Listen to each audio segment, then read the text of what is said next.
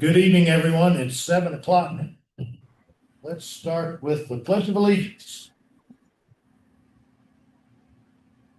I pledge allegiance to the flag of the United States of America, to the republic which stands one nation under indivisible, with liberty and justice for all.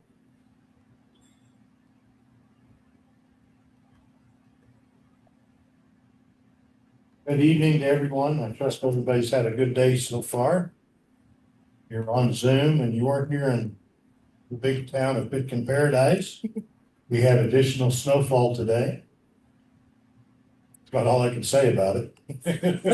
It was wet, so it wasn't a lot, but it was good to see moisture. So welcome to all those in Zoom, and we've got a few people here in the audience in person. So I'd like to call to order our May 18th, 2026 regular Town of Pitkin Board of Trustees meeting. We've got a few items on the agenda tonight, so we're going to start right off with the minutes from our April 20th, 2026 regular meeting. We do have present Jara on Zoom, and Tori and myself are here in person. And next month, I look forward to 2 more trustees joining us. So starting with the minutes from the April 20th meeting. Hopefully everybody had a chance to look over them. Anybody have any changes or amendments for the minutes?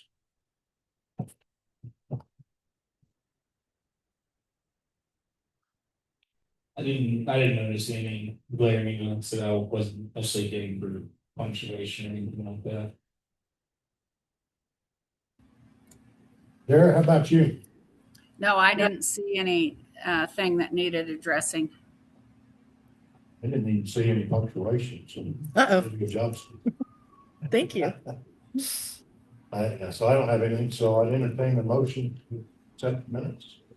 This is Jara, and I'll make that motion. I'll second that motion.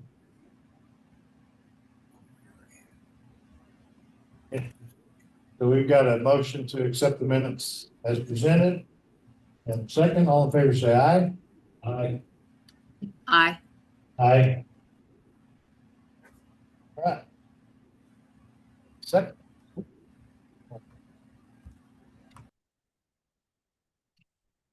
Moving on to the May 2026 disbursements and financials. Let's start with the financials first, and then we'll do the discussion.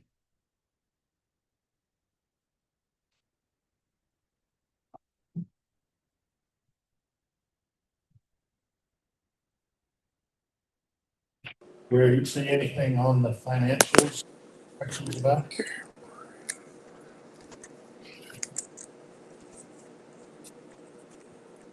I'm joined to see the floor. Or ceiling. Yeah, might be a ceiling fan up there. It is. There's a ceiling fan, yes.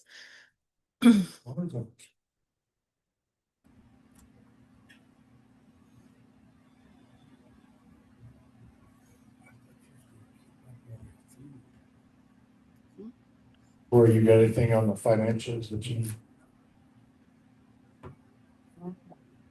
No. Looking at under our budget versus actuals, under the insurance line item 6,100. Quite a bit over on that, but I'm not entirely sure.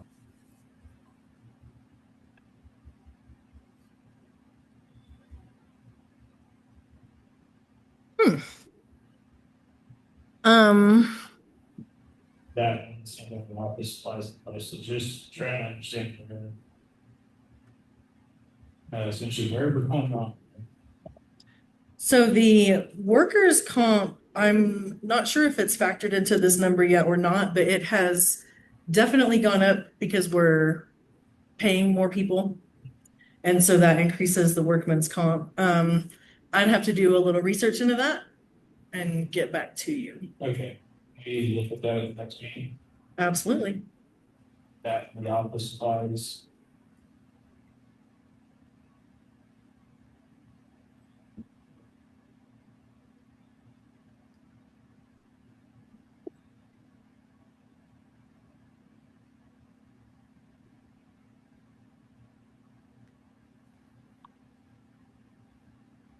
Anything else, Corey? No, I mean, the roads you stuff out of the track that some years to catch up the summer, so. I noticed too I was gonna point out, the publishing and recording costs, almost $600 when we budgeted $100. We've had a lot of publishing costs for ordinances and Yeah. thanks to our state mandates. Could I ask for you fellows to please speak into the microphone a little more? I don't know if it's just my computer, but I'm especially having a hard time hearing Corey. Okay. Yep, I will try to do better. Hey, it's not me.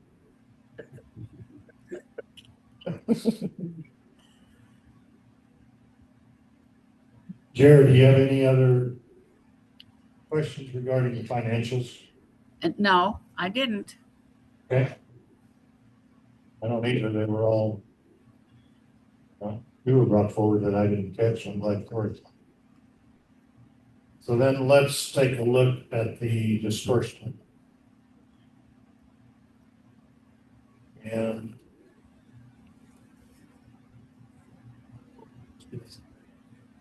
So I got two questions. One for Schellenberg Enterprises, flatbed trailer rental. So what was that for? And then we have wood product signs for the new plat for it, and if I'm gonna be terrible to us and give us Ashbrook. And Jared might know the answer to this. I didn't think, is the town supposed to pay for the plaques when they go up at the cemetery? Yes, and those were a special order that we got done for a family that's having a memorial session. And yes, they were ordered and picked up, and the people pay for them, but it's run through the town clerk.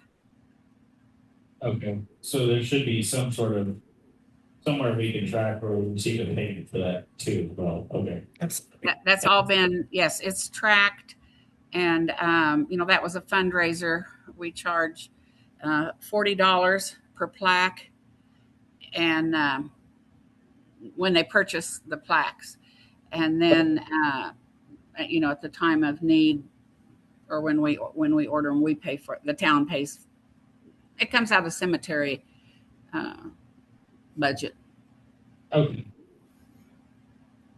And I'm sorry, what the Stacy on the flatbed trailer, dump trailer, and truck, was that ditch related? So the invoice was for April 28th, and it's for miscellaneous hours. To the moment we're in right now, have been assuming that was ditches, helping to clear them out, but haven't just not had a chance to double check with Jesse James yet. Was that the meal at the Stone Woods? It was what was the amount? And Jesse's sitting here beside me. Yeah, $100 even.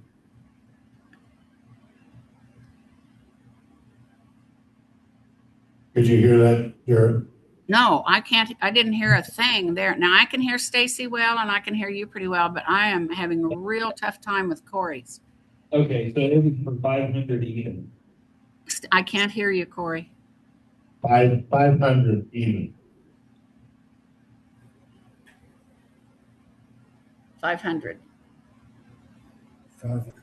Oh, ditches. that's Aaron, hauling dirt and hauling dirt. Was that the backhoe? truck and trailer, Oh, truck and trailer to haul the dirt away. and then the rest of it is to Aaron. And then Aaron Smith had the excavating costs, and I don't remember exactly now. It seemed like it was, I want to say 6 hours at $150 an hour, I believe, and then $300 for windshield time hauling the excavator down from the work site in Quartz Creek Properties and then back up there to get it done on that Saturday. Yeah, we have that as a separate invoice from Dirt and Demo, straight from Aaron. Yeah. Okay. Okay, so what was that? What was your question then, Corey? I'm not sure I even heard it I right. was just trying to understand what the $500 was for. If it was ditch related or road related, just Yeah. understanding what it was for. If it's to the Stumbling Moose or Jake Schellenberg or however it's billed, it's for truck and dump trailer rental. 9 loads of dirt, I believe it was, that we pulled out of the ditches. Okay, okay.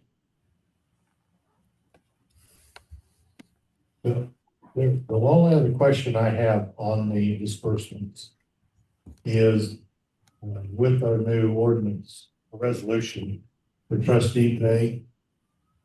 And I don't think we ever decided this, if the trustee pay would be monthly now. In the past, it was always annually. We wrote one check at the end of the year for the trustees, and we've upped that pay to $100 per month. Do we want that trustee pay to be monthly, annually, or biannually? How?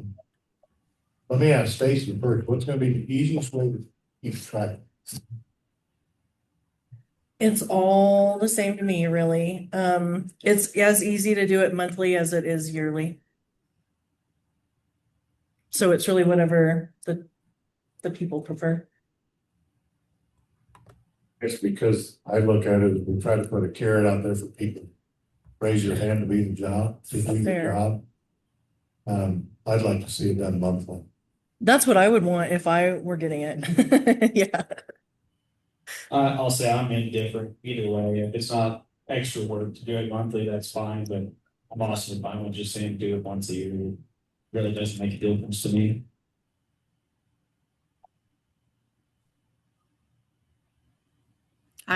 It might be helpful to people that might consider serving if it was monthly. I'm hoping to get some new young people interested, and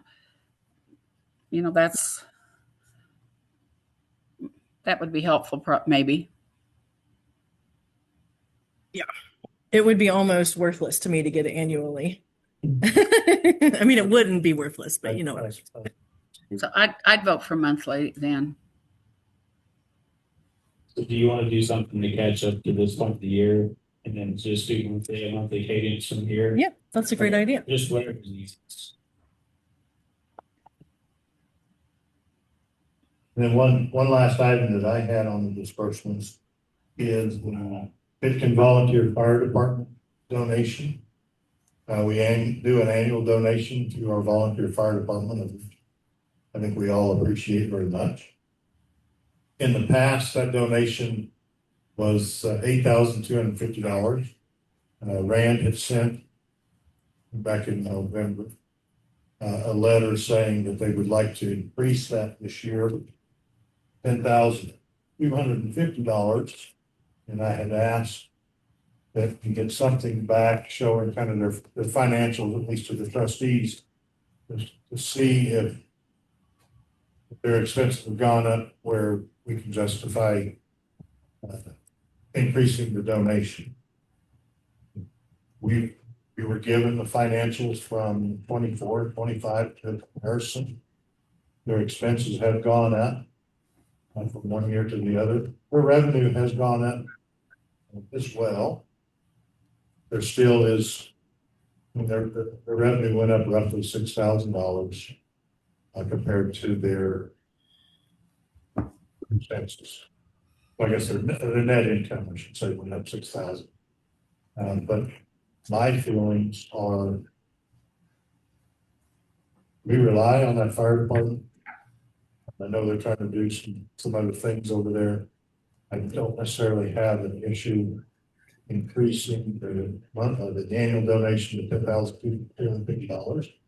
What I would ask is that maybe going forward next year, as we get ready to open the ditches, that the fire department helps us open those ditches, so we're not relying on 2 or 3 or maybe 4 volunteers to do all of those ditches. I would ask that.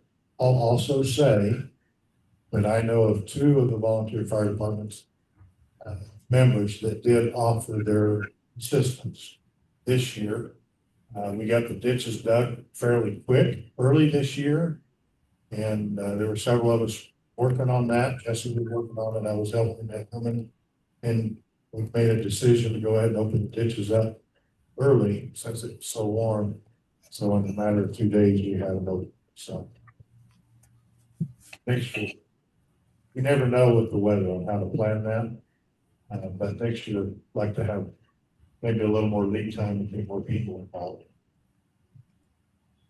But we've got the ditches up and running. That's cool. But that's all I want to say on here. Anything else on disbursements? Or on the fire department donations? So we talk about that. Nope. All right. I entertain a motion for disbursement. I'll make a motion to approve the disbursements as presented. This is Jaron. I'll second it. Got a motion and a second to accept the May 2026 disbursements as presented. All in favor, say aye. Yes. Aye. Aye.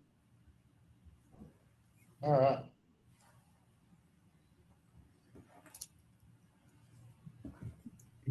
C. Now number 3. So C on the agenda is to appoint myself as a zoning board member with the term ending April 30th, 2029. So some of you might recall at last month's meeting, my appointment on the zoning board expired on April 30th of this year. And I felt it was very appropriate to post for the position. Quite honestly, I was hoping that someone would raise their hand and say, I'd like to be on the zoning board. As of this evening, I don't think we've got anybody else raise their hand. I think the zoning board is a critical element to our town. I don't like to see those seats left open, just like I don't like to see the trustee seats left open. So I just put my name in the hat, provided no one else wants. We did, when we clear on this or forward on this, transplant, we received a letter from Cindy Witt to the Board of Trustees. And it says, it reads, in the days gone by, zoning board members were all volunteers. Why do they want to be paid now? And also Ed as mayor should not be on any other rulemaking boards in Pitkin. Unethical. Thanks, Cindy Witt. So I'm going to start off with addressing the zoning board members. We're all volunteers. We absolutely understand that just about all of our positions in this town have been volunteer. But we've also experienced over the last several years a number of open seats on either the zoning board or the trustee. In fact, I believe that one of the meetings back in November, when we were discussing the budget, we were talking about possibly paying commissioners, some commissioner jobs. I believe Ramon even brought up that it's a good idea that we start paying some people to get some younger people possibly interested in sitting on some of our boards and our commission. So last year, in November, May, the board did discuss it. We made that decision at that time that we would put in the budget to pay the zoning board members, and that's going to come up later on tonight, possibly. So those zoning board members asked to be paid, just to be clear. It was considered when we looked at all the commissioner positions of which ones we might start paying this year and possibly more going on forward in the future. The second part of it, me as being mayor, and that it's unethical, I will first state that with our previous attorney, Clay, like, that actually said it was a good idea for someone from the Board of Trustees to be on the zoning board. I looked up today about it being unethical. I couldn't find anything that it might be, but I would ask our town attorney to weigh in on that, with what she believes, if it would be unethical for the mayor to sit on the zoning board. Nothing like putting me on the spot, Mayor.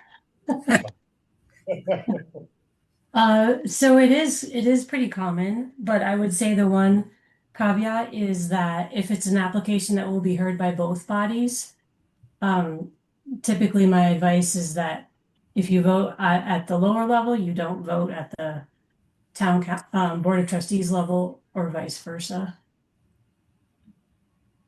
Okay, that's the same information that I researched this afternoon and saw as well.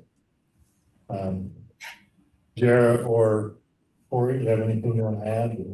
Yep, I'd like to add something. Like you mentioned, we talked about this back in November. This is not a surprise. You have to also realize that the zoning board meets almost every month, sometimes twice a month. There's significantly more work being done now than there was 10 years ago. I've been to zoning board meetings where they were 10 minutes long, right? Or they've been canceled. It is no longer like that. Those guys have a lot to hash out, so I think compensating them for a little bit of time is perfectly reasonable. And then to imply that there's an ethical dilemma with Ed serving as mayor and zoning board, I think is highly incorrect. That is definitely not a word I would use with it, and also, so I was, to be honest, a little shocked to see that implied. And there's many things Ed is, but he is not unethical. Thank you, Corey. I'm absolutely fine with Uh, that. You have something? Mr. Mayor? Yes, Jared, go ahead. Yes, I'm not going to repeat anything, but I concur with what Corey had to say completely. All right, thank you.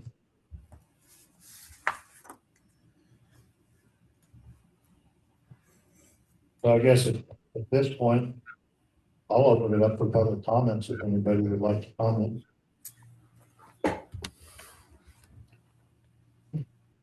I think yes, you go ahead. Go ahead, Jesse. Jess. This is Jesse James, chairman of the zoning board. And yes, we want to have a full staff. And Ed is a fantastic mayor or representative of the trustees as mayor to our zoning board, and a direct link to give information, not secondhand, from the zoning board to the trustees. And he's very apt with the technical side of it, which I don't know if you're using the screen tonight or not, but in our zoning board meetings, he's been quite informative by doing that. And you have 100% of my vote from the zoning board, and I believe the rest of our board members also would like to see Ed put back on the zoning board, because nobody else has even volunteered to put their name in the hat. Thank you. Thank you, Jesse. This is Josh Ackerman. I just have a comment as well. As a member of the zoning board myself as well, probably one of the newest members, I will say that, to Hillary's point, in some cases during our meeting, Ed has recused himself from making comments that might conflict with certain things that he's on the town trustee. So I think, Ed, you're a great addition to the zoning board, and I agree with what Corey said about you. You're a stand-up man. So that's all I have to say about that. Thank you, Josh. Yeah, good night. This is Thomas Kelly. I also agree with what's been said. I certainly think it's better to have a position filled than to be vacant, however it comes to be filled, and that there is something to be gained rather than have an empty seat, to have it filled by a person who's a trustee or a mayor. And certainly the times I've attended meetings, I can say that the mayor has added wonderful standing and communication to the Board of Zoning Adjustment meetings. And briefly, as to the point of compensation for either groups, I fully agree that that is some incentive to bring in additional people to those special positions, be them young people or non-young people, as an incentive. And I still, many people have heard me say, I still consider it a volunteer position, even though there's some minor compensation. My hat's off to all of the people who continue to serve in those roles. Thank you. Thank you, Thomas. And one more comment from Jess, please. When Hillary advised about voting on one board or the other board on the same issue, the zoning board, the only time that you might be voting on both of them would be if the zoning board declined a request for a variance, for example, and then it would be the appeal process to go to the trustees. But normally it's handled right there at the zoning board. So I don't see much of a problem, and then Hillary will keep her nose clean on it. Thank you, Hillary. All right, thank you, Justin. All right, I'll bring it back up to the board then. Who would like to make a motion? Only thing else I'd add is this is not uncommon even here in town. And I've not been here as long as some of you, but I've been here long enough to see people sit on the zoning board and be a town trustee. So it's not an uncommon thing even here in our small town. So with that being said, if you're ready for a motion, I will gladly make one. I'll make a motion to appoint Ed Pianalto as a zoning board member with a term ending April 30th, 2029. This is Jara, and I'll second it.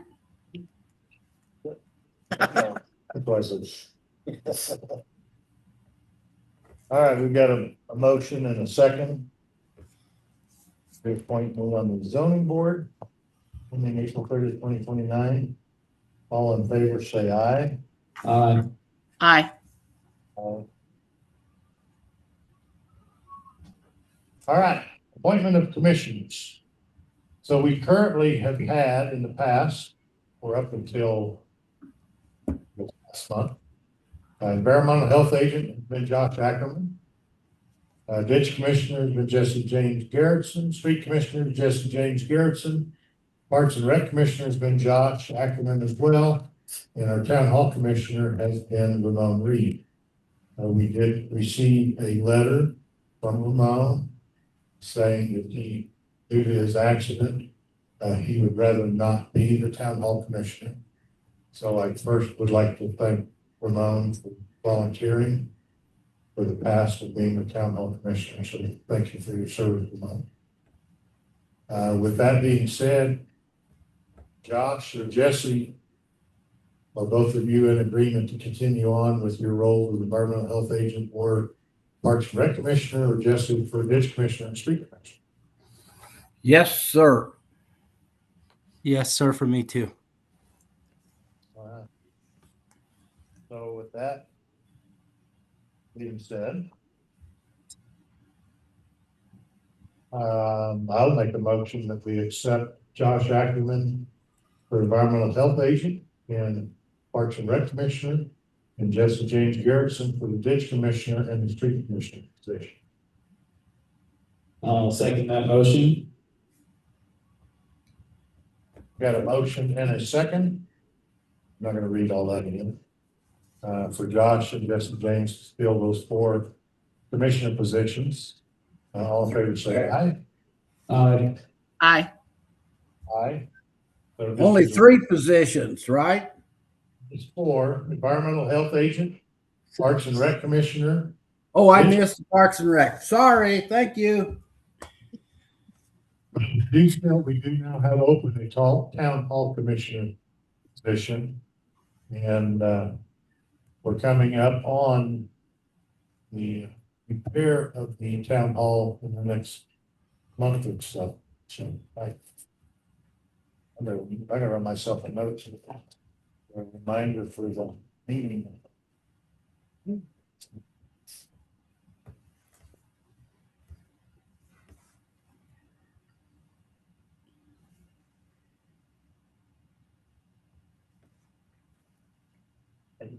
You're wondering what meeting it is, because of the not speaking from my. Because of the grant, we're required to have a pre-construction meeting that involves, one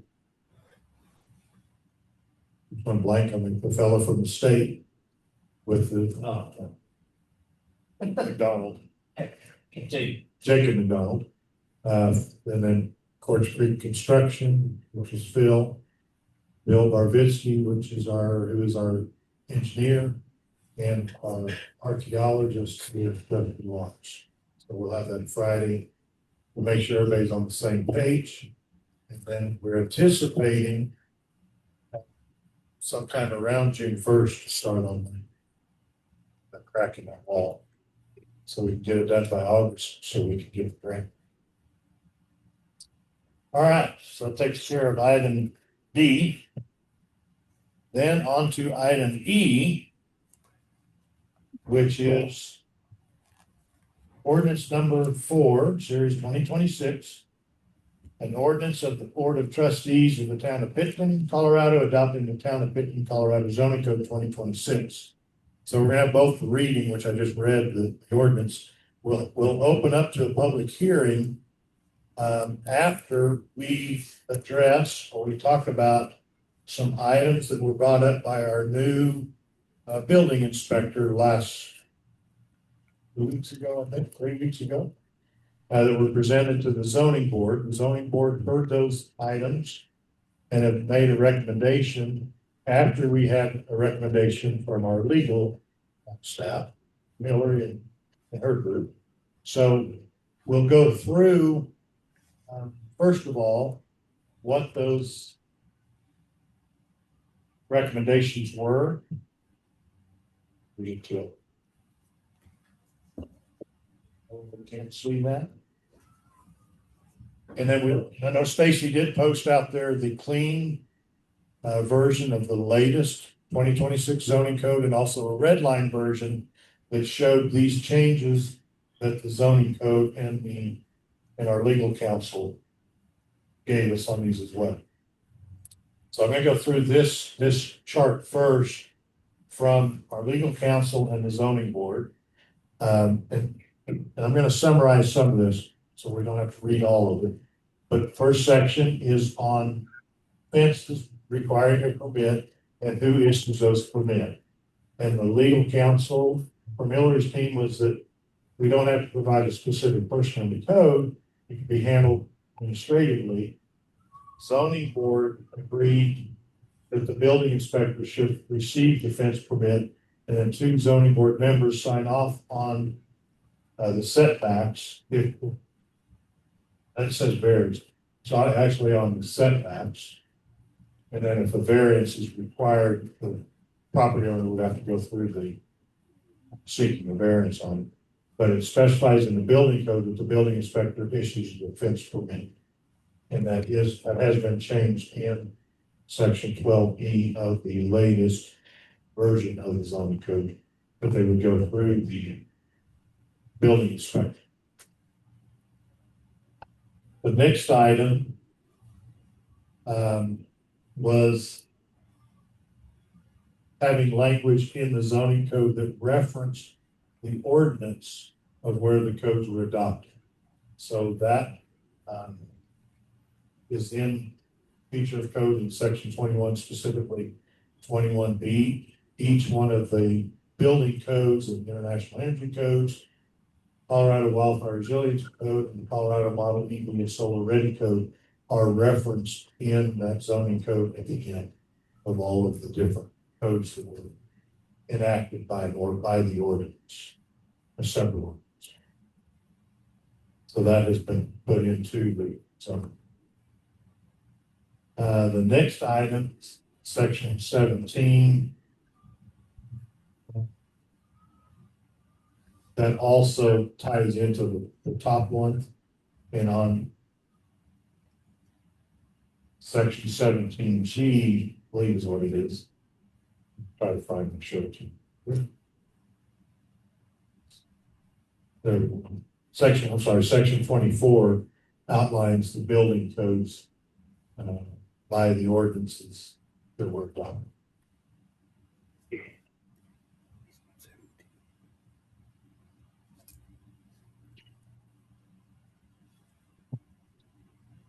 And then regarding language related to building permits, the 2018 IRC does state that electronic set of building construction plans that are stamped and signed by Colorado licensed engineer or architect should be submitted as part of the complete application. That has been added in section 17B.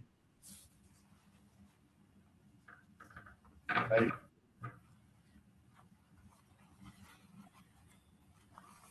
Discussion on that.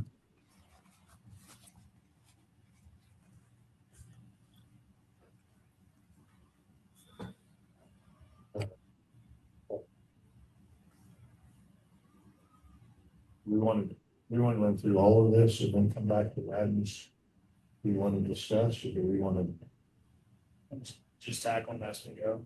okay. All right. So do we want to comment on this one? Yeah, and I'll admit I've not read through all of the IRC. My concern is that we back ourselves into a situation where somebody wants to put a storage building on a concrete footer or a concrete foundation. I don't know if there's provisions in IRC where that doesn't have to have engineering or an architectural stamp, but to have a crumbling building or a top shed brought in and set on a concrete foundation, I don't know if that would be construed as needing a engineered stamp on that or not.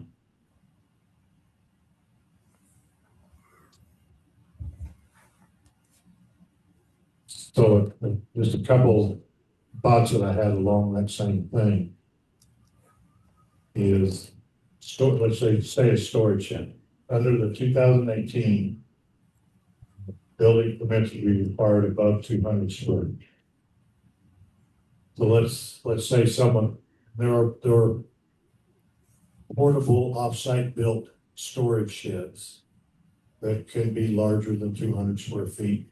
Or there could also be the sea tankers or the storage containers that people might want to put on their property. And if it's over 200 square feet, they would absolutely need a building permit. And 18 IRC does say that it would have to be an electronic set of building construction plans stamped and signed. IRC doesn't say the IRC 2018 doesn't say Colorado, but it's been added in here that it would be a Colorado licensed engineer. I think a lot of that is because of snow load. However, any engineer in the United States can find out what the snow load requirements are for Colorado. In fact, I found it was real easy to find with a simple search on the internet. And it was changed to 105,000 square inch. So I'm not sure I'm totally in agreement that everything has to be by a Colorado licensed engineer. And then I'm not sure about these portable sheds or even sea tankers, how that's going to fit into that. Basically, the way I see it, and maybe I'm wrong, but the way I see it is if someone wants to bring in a sea tanker that's larger than 200 square feet as a storage container, it would, I don't know how you're going to get an engineer stamp on some drawings for it. Or even a shed that's built in Colorado and brought in.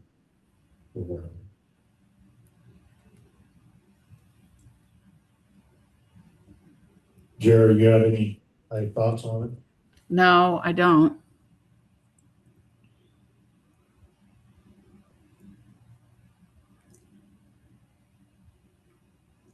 So I guess the question is, it comes down to, do we want to leave the language that says set of building construction plans were stamped and signed by Colorado licensed engineer?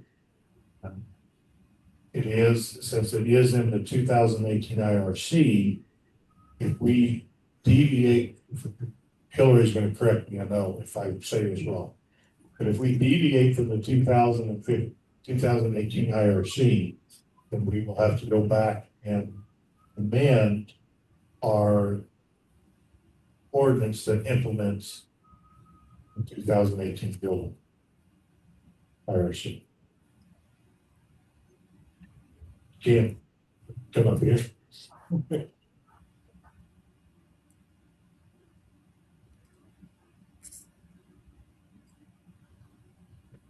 Hi, this is Rachel New with the building department admin. I just want to make a clarification. The language that's there in italics is not in the 2018 IRC. That phrasing came right out of the Gunnison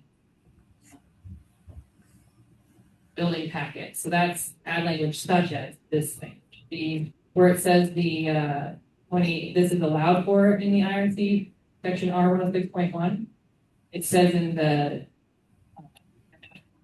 code that you can require stamped plans, but it's not mandated. It's not mandated No. in the AG. No, it's Okay. not. It says that you can apply. So from the building department's perspective though, with these new codes that are being passed and with the upgrade to the 2018 IRC, there's a lot of checking and work that goes into making sure this thing's like that.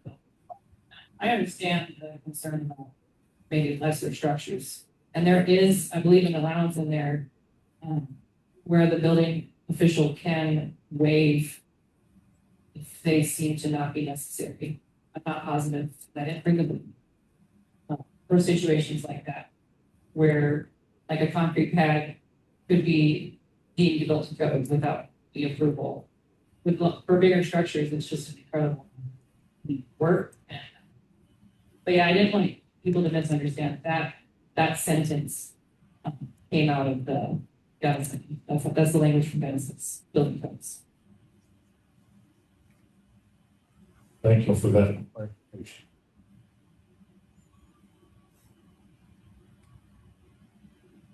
And there is something else in that language that I do want to point out, that I think Levi and Rachel both brought up to me, an electronic set of construction plans. I think that part is important, to have an electronic set that can be read. Because I know in the past, we talked to Levi, some building plans have been submitted that are electronic, and you open the file up and it's so small you can't read it and you can't read it. And that's the issue. So that part of it, I want to clarify where that.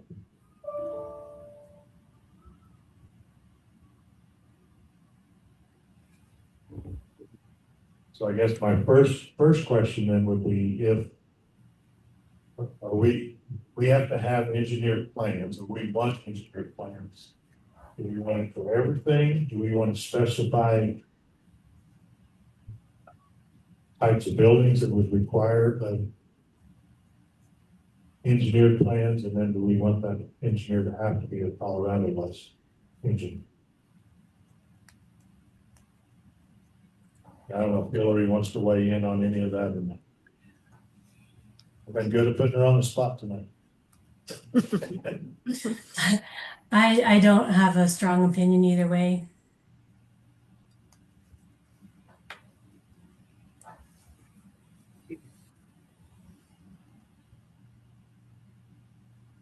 Kind of hard to say. I mean, I would like to leave it up to just, if you want a Colorado engineer, that's fine. If you don't, that's fine. I think there's some advantages of using somebody who's in Colorado because they're more well versed with loading codes, everything like that.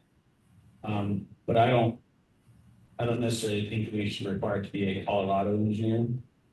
And I guess I'd like to see, I don't know if it's maybe necessary, some sort of, carve something out explicitly on, okay, for the types of buildings that we don't require an engineer. Like you said, on a shipping, you're not going to get engineered. If you get a, 15 by 30 or 15 by 40, storage building, the chances of you getting engineered drawings for that are pretty, at least the prefab, like storage sheds. So I don't know if this maybe just needs a little bit of fine tuning. I mean, you're gonna say, oh, you want to build a workshop, you have to have an engineered foundation and room system and everything for that.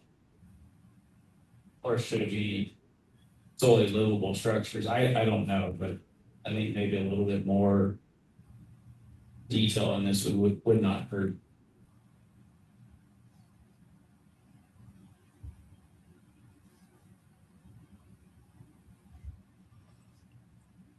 So I jotted down as the different people were talking, possibly strike the Colorado portion of it signed by a licensed engineer or architect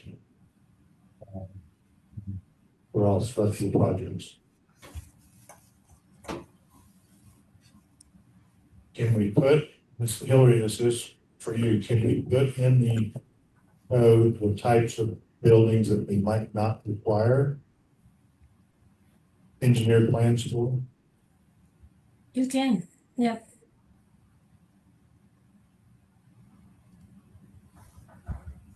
So what I might ask from Levi, maybe to give us his thoughts on the type of buildings that might not be required.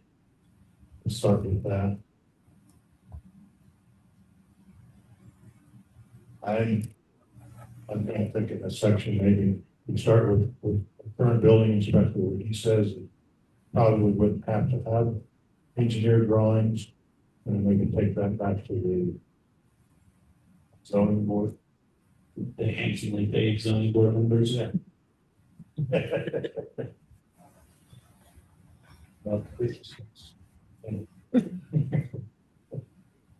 Okay, so I've jotted some things down there for that section. Mr. Mayor, Yes, ma'am. Jesse had a question, or should he wait till public comments? Or he had a comment, I guess. On this particular section, on this item we're talking about? Yes. Go ahead. Let's hear what you have to say, so we won't come back. Well, first of all, if there is a concrete slab and or footers involved, we definitely need a permit because it's considered permanent, I would say, and you want to make sure you meet the setbacks.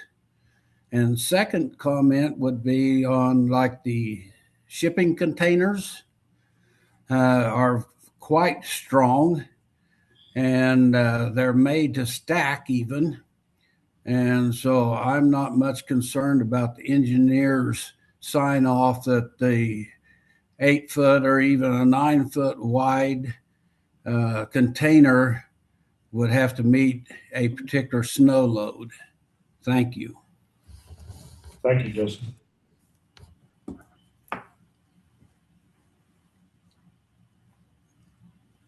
So are we okay with leaving this one alone, taking it back to the back to the building inspector first to get his input, and then the zoning board.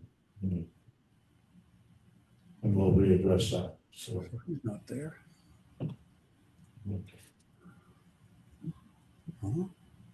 He is. okay. And then the next item was minimum square footage requiring a building permit is 120 square feet. That was in our old zoning code. It was actually in the latest version, but the 2018 code does say 200 square feet. Anything that does not exceed 200 square feet would not require a building. And the zoning board was fine with that recommendation. We actually raised it from 120 feet to 200 square feet. Mm-hmm. And then the next item, any comments on that, Jared? No, sir. Okay. Next item, after working through this with the zoning board and the building inspector, I think there was some misunderstanding on. So what, I'm not gonna read all of it, but really what was determined by the zoning board is we need to add a line item on the fee schedule for placing or relocation setback verification of $75. So if we have a relocation setback on a, say, a shed, a storage shed or something like that, it's a $75 fee that is on the fee schedule. So that's what that was really all about. The next item is no proof of ownership requirement for building permit application. So essentially what you could do in the past, grandma and grandpa could own the cabin and the grandkids are living in it and they decide they want to change something. In the past, they could have got a building permit changed and they're not the rightful owners. That adds a little bit of a legal issue for the building inspectors. It's sort of contract position. So it was added into the code that you do have to require proof of ownership in the form of a warranty deed. I think Rachel did find out that if you call the deed office, call it in Gunnison, 75 cents. Oh, 25 cents. Oh, I overshot it. 25 cents to get a copy of your warranty deed. So it's not a huge expense for anyone and it's not real difficult. So zoning board had no action required on that. I think it's a good thing that someone requires proof, especially in this day and age, that they actually own the place that they want to build for.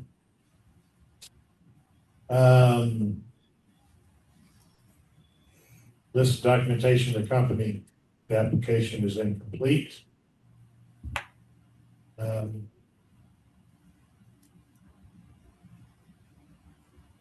trying to remember now, whether it's defensible space. The minimum requirements only stating that the building department may require additional info. Do know that the village team added that into the zoning code. Minimum required.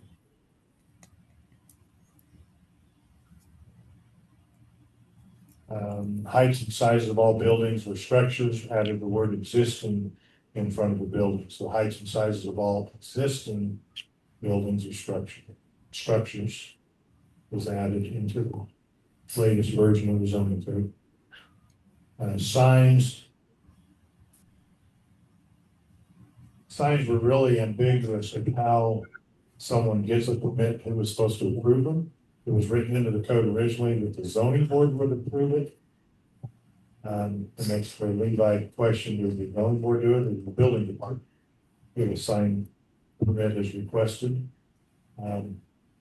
So the zoning board felt that the signs need to be administered by the building inspector and could be added into the zoning code, and then the fee schedule would reflect a sign permit of $75 fee. That was changed in the latest version too. Plot plan reference changed to a site plan, so it fits the industry language better. So the site plan is required when you submit a building.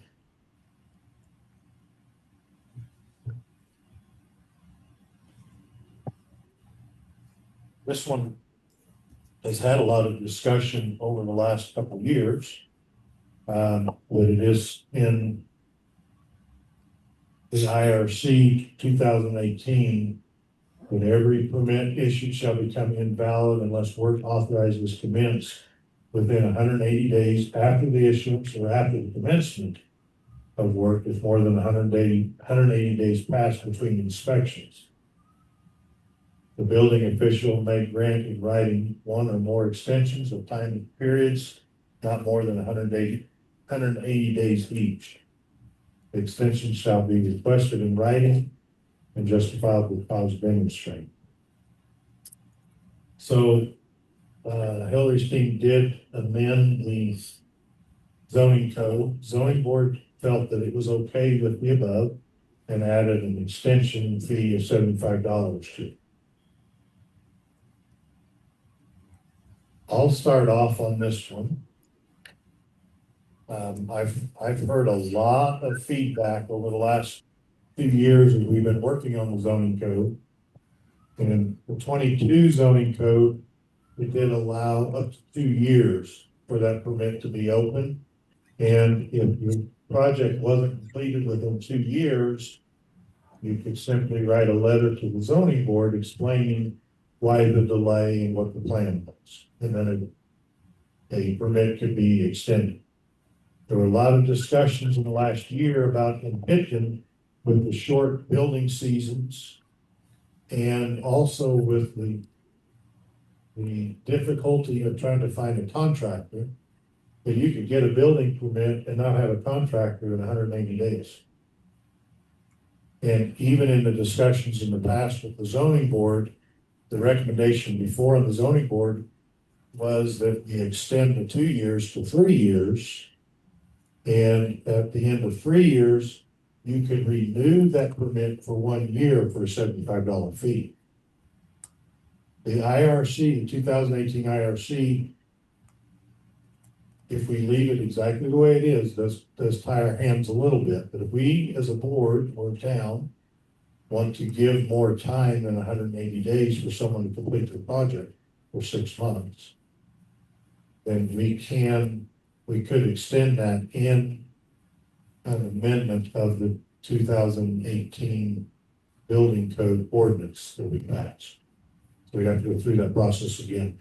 But I'd like to hear some feedback from the board first, and then I'll open it up to public comment on if 180 days is sufficient for you to start on the project.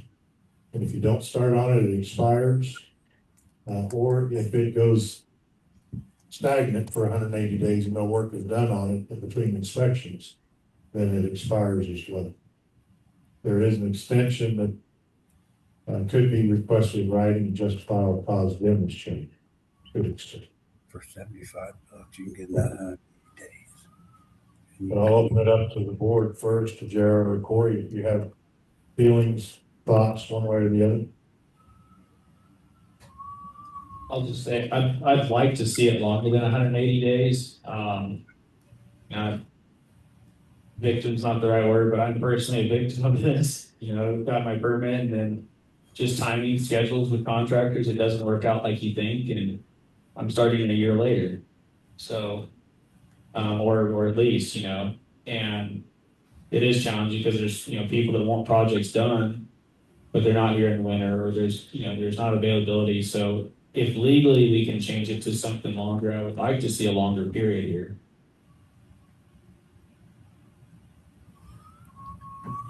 I sure think with the short building season that we have and the difficulty in getting contractors, I sure wouldn't have a problem with extending. I don't know, $75 for another extension after 180 days. I guess that's not a whole lot, but I would sure encourage workability, like longer period of time. So I'll use Corey's example of his own building permit. How long ago did you get that permit? It was actually, I think it was issued like December of 24 or January of 25. Okay, so we're A year and 5 months. a year and 5 months. The way this is written, and this is the way I'm interpreting it. Someone will tell me if I'm wrong, sure. But the way I read that is after 180 days since you didn't start on it, you could get an extension for $75. But I don't believe that for the first 6 months you didn't do any. I think you worked on trying to get it started in the first 6 months. It didn't happen. So more than likely, you'd go for a $75 extension fee, get another 6 months because of scheduling that still hasn't been started. Not because of your fault, but because of contractor, and that is an issue here. And then now we're into almost a year and a half, so you have to have asked for 3 extensions within the next month. You need your 3rd extension. Yeah, I'd just like to see a little more leeway here because I think it's just, this is a, I don't want to say unique, but it is unique to Pitkin. Like we have a limited building season. There's a limited amount of contractors that want to come up and work here. And, after 180 days, works just fine in Colorado Springs, or in Denver, but yeah, but, I think trying to give some leeway here is probably the wise choice. I don't know if that's, if you say it's good for a year or for 2 years.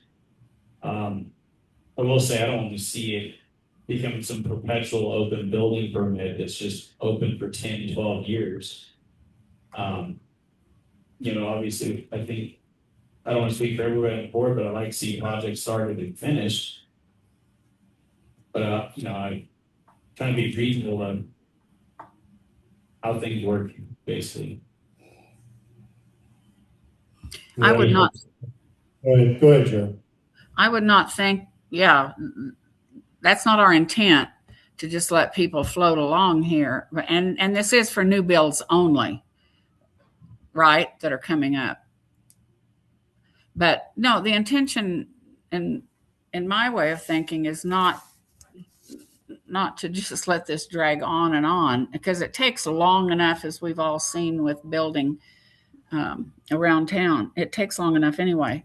But I wouldn't be opposed to changing it to a year anyway, instead of 180 days.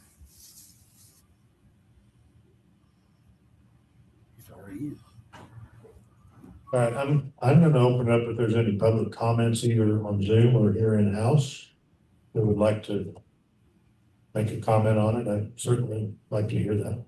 I know I've got one here in the audience first. And That's all I'm saying. Chris, first a question. Jared mentioned new builds. Is that just for new build construction or is it any?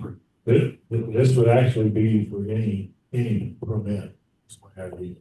Okay, that's what I thought. So the flip side of Corey's situation is, I guess myself or other people, that if you're doing the work yourself, you're only here for a certain period of time. So I'll use my house as an example where we did concrete work, and it's going to be another year until we can finish the project. Maybe it's fault of our own, but the timing just does not allow to do everything in a consecutive nature because we don't live here full time. So just, flip side to that situation, I would think a year or more would be probably reasonable. All right, that's a really good point. Thank you, Chris. Come on.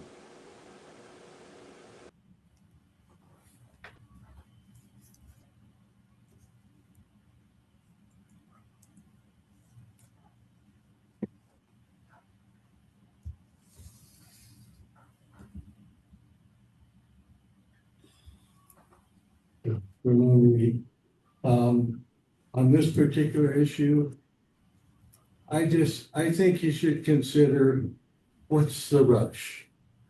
I mean, there's been talk about this going on for a couple of years at least. What's the rush on that? We're in an area that is not urban, never will be. And, I just don't see, whether it's a year, 6 months, a year, 2 years, who has a problem with that?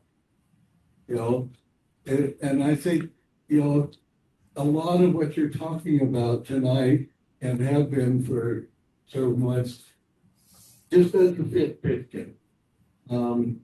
Earlier, the discussion about engineering on a storage building. I think that's just overshooting. I built my own storage building. I'm not an engineer.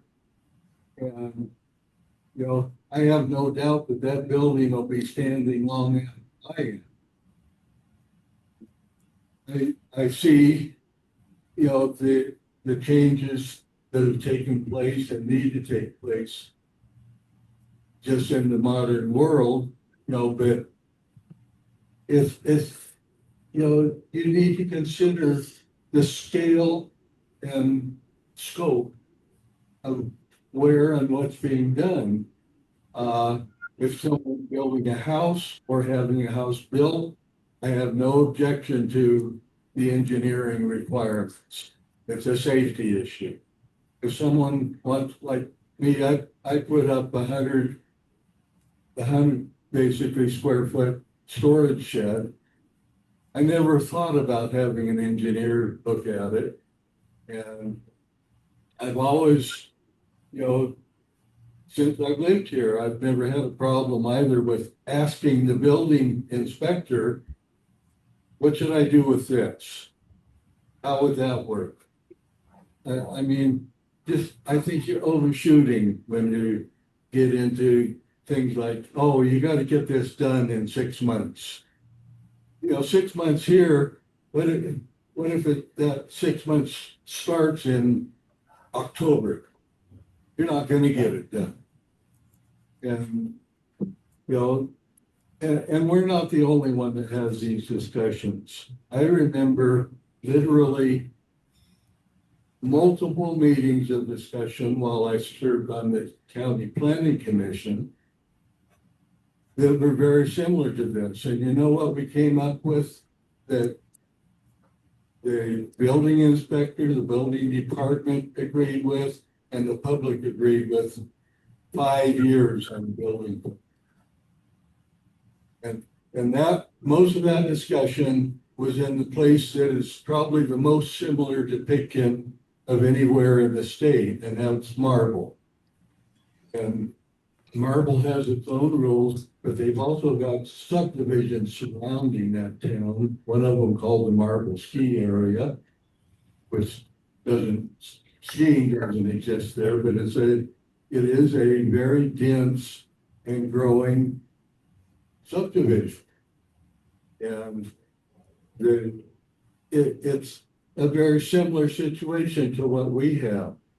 I think you just need to consider, we don't have to overdo things and to require engineering drawings for something that I paid for the materials on my shed. I paid under $2,000. If I had to have it engineered, what's that going to cost me? More than your material. Yeah.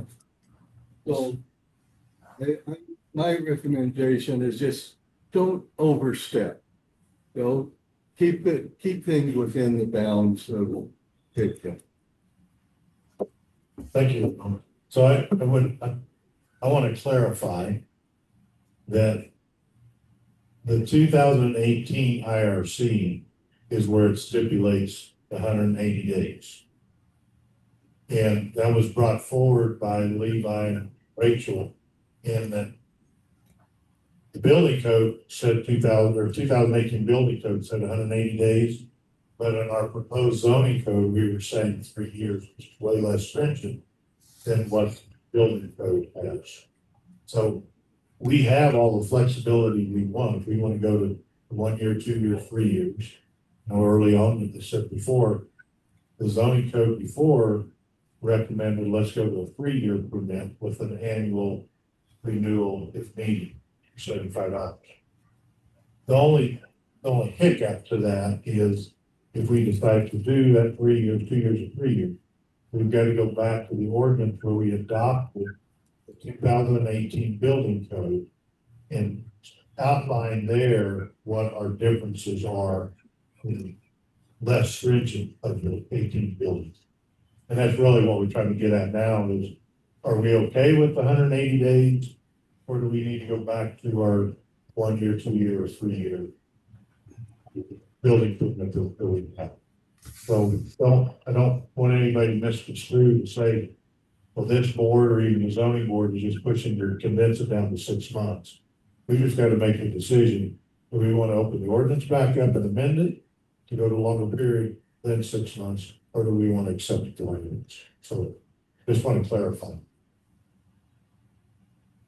I'd say I'd like to see 2 or 3 years. I mean, I know 2, I think has been the long-standing thing, and even 3 is probably a pretty reasonable case. Like Chris mentioned, I never really thought of that. You pull a permit, you want to do it all yourself. You don't live here. If you get 4 or 5 months of good building weather, if you're here every other week. You know, I really didn't think of it that way, but that's a pretty justifiable point in having a 2 or 3 year permit. And I could say, for me personally, our cabin that we gutted, Bill and Todd and Levi gutted and put the new roof on. They did that within a month, but it took me another year to finish it out. And we lived here for 6 months of that year. So if we weren't living here, I'd still be working. So I totally agree. I would just like to hear, and I guess we're gonna take the other part back to the zoning board. We let the zoning board hash it out some more, if that's what you'd like, or the board here would like. But personally, I'm good with the 2 or possibly a 3-year building permit that can be extended with justifiable causes. For those projects. We've got a question or comment from the audience. Rachel again here. And thank you for your clarification. And I also wanted to add a clarification that the building permits in the IRC are 3-year permits. Yeah, so we're really talking about if work stalled out, extending the season that we're out before having to write it up. So I, for expediency's sake, would say that the Board of Trustees could decide, is my opinion, to open up the 2018 IRC ordinance, add the language that extends that stalling out period to 1 year or 18 months, maybe. And then the zoning board probably wouldn't even need to weigh in on that, in my opinion. I think that's very reasonable. When we discussed this at the zoning meeting, I think my memory is that everybody encouraged the window to open up more through opening up ordinance. So I think the zoning board's already due. So just to save time, crack that ordinance open and extend it. The other thing I might point out is, I think a letter of intention saying why the project hasn't had an inspection within the window you choose is not a burdensome task. I definitely agree with everyone here, 6 months is too short. I would caution against going too long because things can just change and get lost in the interim, like maybe a change or maybe the footprint change or something, and it's supposed to be. I would just advise, I think 18 months is more reasonable than 2 or 3 years, because if it's 18 months, you're sending a letter saying nothing's happened, this project's completely stalled. My opinion. So Rachel, just to be clear, Yeah. so I'm on it. You explained this at the zoning board meeting. Yeah. And I was clear on the opinion that was Years ago. 2 weeks ago. So you're talking, when you say the 18 months, 12 months or 18 months, that's just a stall out, what we call a stall out, where nothing's happening. But the permit itself can still be for 3 years as per the 18 action. Clarified that last zoning code in that part. So thank you. So with all that being said, I'd be in favor of moving forward with opening up that ordinance and following that extension out. But 12 or 18 months when it stalls out. Yeah, I would too. And we could actually, I think we can ask Hillary to start on that ordinance of the 2018 building code of how we need to amend that to say that.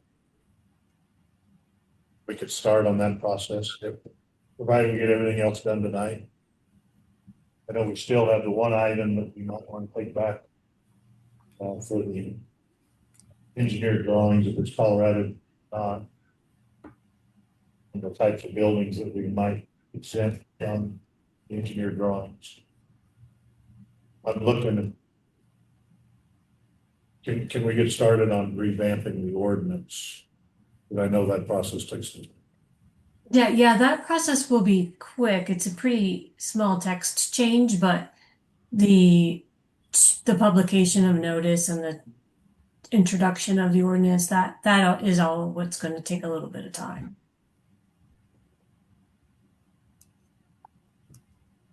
But we want our team to start on that. Yeah, so I'm good with that. Jerry, you Yes. okay with it? Yes.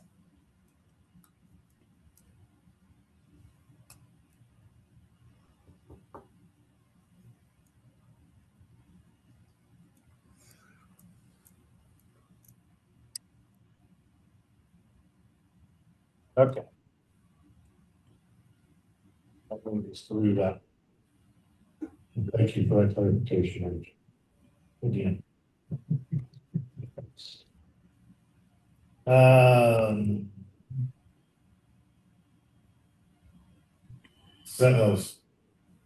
Section 8 mentions a renewal fee, but doesn't exist in the fee schedule. It was added into the fee schedule that we're going to look at here in a little while. Section J indicates that a permit fee payable upon receipt of application. There is no application fee. So what the zoning board talked about, so there's an application fee and a building permit fee. And anytime you start a building permit, you've got to start with your application of the building. So upon a recommendation by our building inspector, we ought to have an application fee, particularly for those large plans that take a lot of review before anything really starts.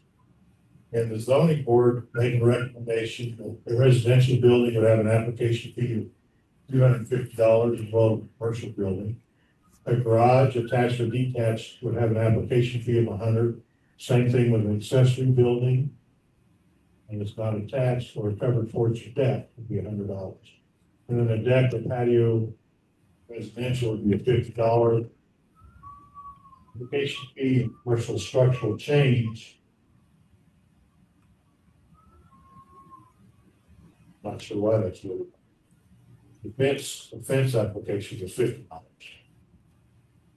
The idea was that if the application fee is paid when it's submitted, and then the permit is granted for the building permit, that application fee money goes towards that building permit fee. The only time you lose the application fee is if your permit is submitted, and then for whatever reason, you don't meet all the requirements for the permit, and you decide, I'm not going to do the permit, I don't want the permit anymore, then you lose the application fee.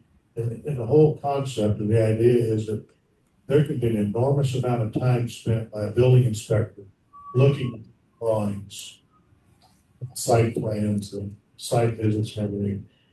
And they say, well, I'll use an example, you need to have a variance on this. Well, I'm not doing a variance, or I can't get a variance. Then they lose the application. But if everything goes through, that fee amount goes towards their building.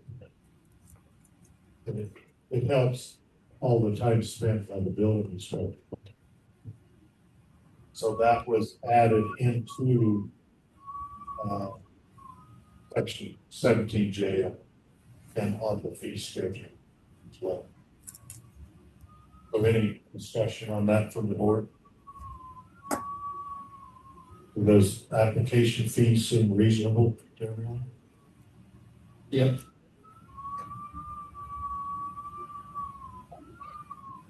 I don't know. I'm good with it. Is Dylan? someone whistling over there with you, Jara? Oh, that's the wind. We're under big fire wind Oh, warning. wow. Do I need to mute in between? I don't even know what it is. I think we're okay. It's crazy. Okay, you're okay with the application? All right. So that is one thing on the fee schedule you need to spell out. To do that. So, water well requires a permit. All the individual other permits have been added to its own section at the end of the song. Building permits, well permits, demolition permits. Have all been added to the on the building code. Application fee, we just talked about that before.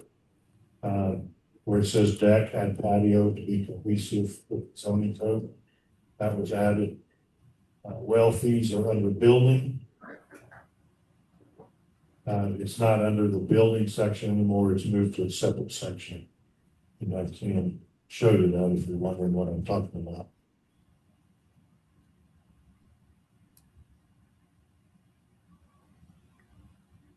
Thought I could jump to it real quick. So,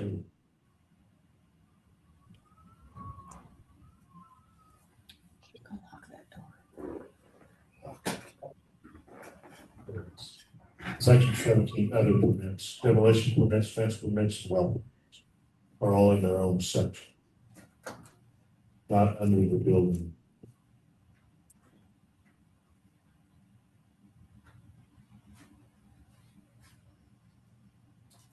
Okay, that fence setback review.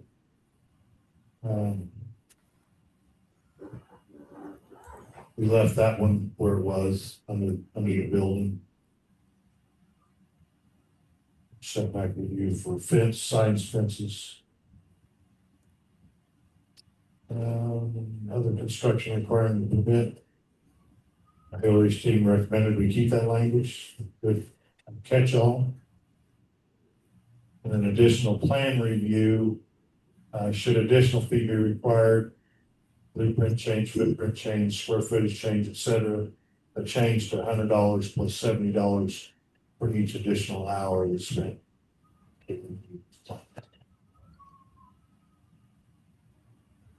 Okay. Change $75 to 100 plus 75 now. All right. And then the fee schedule reflects the change. Okay, so the other item is the fee schedule. Which when somebody hit us up now, it's also gonna take care of resolution we get to the part of it. So on the fee schedule, we directed Hillary's team to kind of put together a review the standard application fee. We do put that in there. Hillary can, from what we just talked about, the different fee amounts for different types of buildings, whether it's residential, commercial is 250. Some of them were 100, some of them were 50, 75. Can we spell that out in here, or how would you recommend we do that? In the fee schedule. So, well, you can't see what I'm seeing. So on the, on the document that I had that was from the zoning board recommendations and your recommendations, Yeah, amounts in there, can we add that on just the fee schedule, those various amounts for the application fees? yes. Is it down there? Is it what? Um, Rachel was saying she thought it was on here already, but I don't think it is. On the application fees. I think what we need to do on this fee schedule that you send us is add those different categories. Yeah, I agree. Okay. So we'll add those application fees that we just discussed to the fee schedule. And I'm assuming that that reflects the time spent, so that the more expensive ones require more review. Correct. Okay.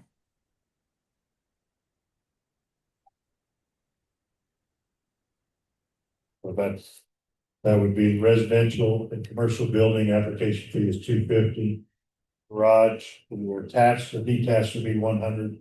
Accessory building, not attached, $100. Covered porch or deck, $100. Deck with patio, residential is $50. And then a fence is $50 as well.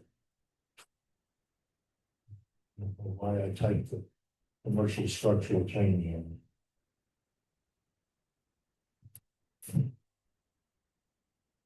Don't know. Don't remember. That's very possible. Copy and paste it. I grabbed the wrong. So the rest of the fee schedule, the rest of the fee schedule for building is not changed. And once we get to that resolution for adopting the new fee schedule, there's another couple items on there. For the zoning code, I think, and I'm gonna need some direction here. So the permit length, clear what we want to do there. If we still want to take the topic of the licensed Colorado engineer and to what types of buildings would need an engineer drawings, if we want to take that back to the zoning board, then we can't adopt the zoning code tonight. Unless as a board, we want to make those decisions and make the changes tonight. But I'm open to your input. I'd like a second opinion. Especially involved Levi and this, and I mean, at the end of the day, that's kind of where we're at, is we're trying to take some of the liability off the building inspector. And so it would be nice to have that input there, because I think, I'm gonna guess Levi probably go, yeah, we don't need an engineer stamp on a storage bill, but I think having a little bit more input there is not the worst thing. Jerry, you okay with that? Yes. Perfectly fine. Take it back. So with that being said, there's no reason to go into the public hearing. Hillary, is that correct? Will we make some changes to the zoning code? Do we have to do another publishing of a public hearing and then do another public hearing? Is that what you recommend? Well, you could do it. You could open this public hearing and continue it to another date, which would preserve the notice, or you could sort of consider this one a dud and start over with a new notice for the new hearing date. I prefer to open the public hearing tonight.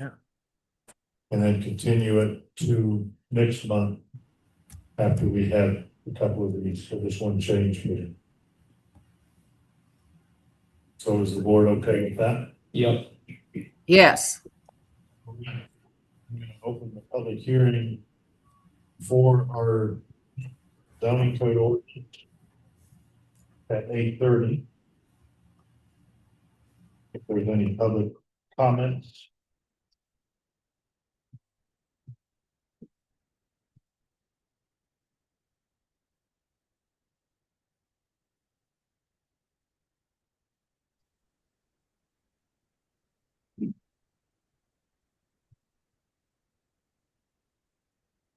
I will keep this.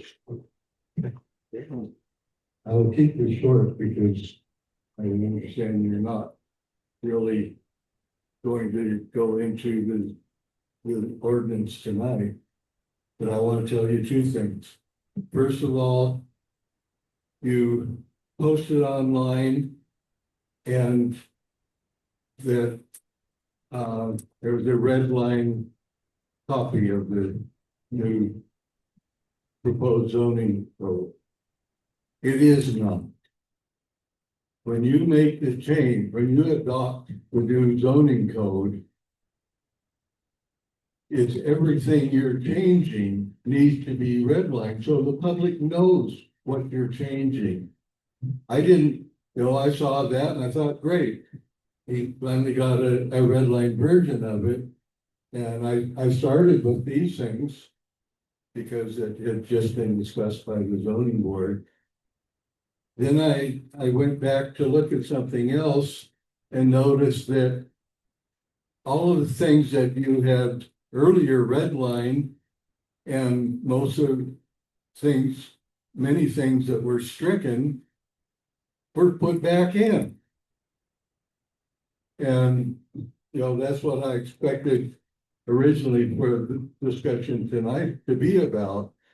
But when you get ready for the public hearing next month or whatever it is, and put on the web a red line version, it needs to be everything that you're changing.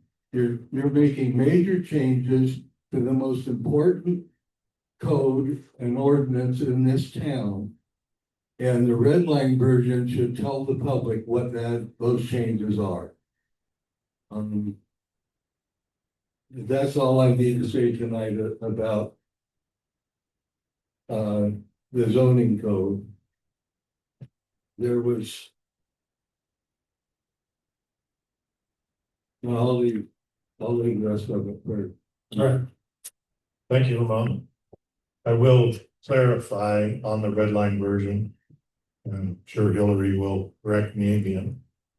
But by state statute, we have to put a clean version of the zoning code out for the public to see. Out of respect of all the changes that we've been making ongoing, this red line version was only the changes that were recommended from the building inspector. So. But the changes that you're going to be voting on at some point are more than just what we talked about at the last meeting. And in this case, it was very significant. I hadn't even planned on looking at the section on RV parks or certain other things. And yet it's totally changed from what it was a month ago, let alone changed from what the 2022 zoning code is. So, and I just think that in order for the public to know what you're doing, which is very important, that you need to publish a red line version that shows what there is, because it's unreasonable to expect anyone that's interested that lives or owns property in the town of Pitkin to sit down with two versions of it, 20 plus page document, and go through and try to compare what's different. That's what a red line version is for, and that's what the public deserves. And so what I'll be more than happy to do is I'll get confirmation from our attorney as to what we have to post for the zoning code, and that's what we will post. Mr. Mayor, there's no requirement to post red lines. It's a choice that the town could make.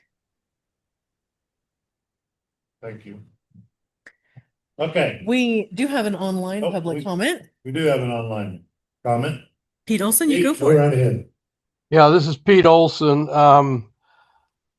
I've followed the prior discussion about the zoning code. It was my understanding in section 4 zoning districts that the item C planned development district was going to be struck.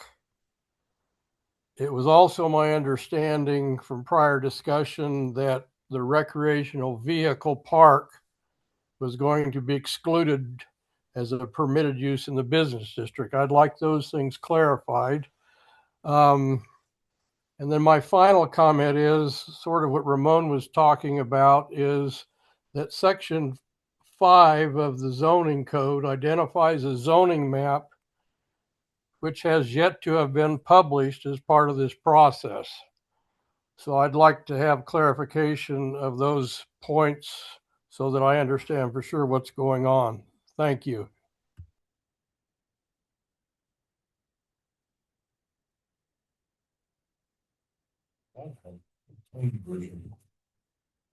There may be version confusion, Mayor. The version that I'm looking at that's dated May 8th, it does appear to have language that was deleted. So let me go back and make sure. What we may have picked up an old version and started editing there instead of using the correct version, which happens when a process goes on for months and months and months, but we'll get it sorted out. Yeah. Okay, how about the zoning map? I think everybody has seen zoning maps in the past that essentially the business district is along Main Street. But theoretically, anytime a new zoning code is adopted, a new zoning map could be developed and you could zone whatever, but the public's not aware of that. So that's why I think it's important for the zoning map to be provided to the public prior to the final hearing. So we just have to clarify on that. I did find the latest zoning map. And that was my fault of not including that with this version. So when we continue this in the next month, you'll have the latest map. But Jesse can maybe be able to tell me when that map was actually changed. I think it was changed approximately a year ago. And I do have it. I did not. Yes, sir. Okay. I have on my. Are you ready, Ed? Yes. The current zoning map that I gave you a month or so ago is after the triangles on the mountainside above Main Street were converted to business, and after Chris Nassau's 5 lots catty corner to the Silver Plume. So to the best of our knowledge, the current map that I gave you from GSI or GIS, whichever way it is, Michael, is current. Correct. And it was my intention to post that for this meeting. And I did not do that. So thank you, Pete, for bringing that up. We will have that. In fact, what I'll try to do is send that to Hillary and actually have it part of the zoning code. So it is there. And so is it the intent to exclude planned districts and recreational vehicle parks? Yes. It is. I think where we went awry, I've been looking at versions. I think where we went awry is that the building official submitted comments on an old version, which that's not his problem.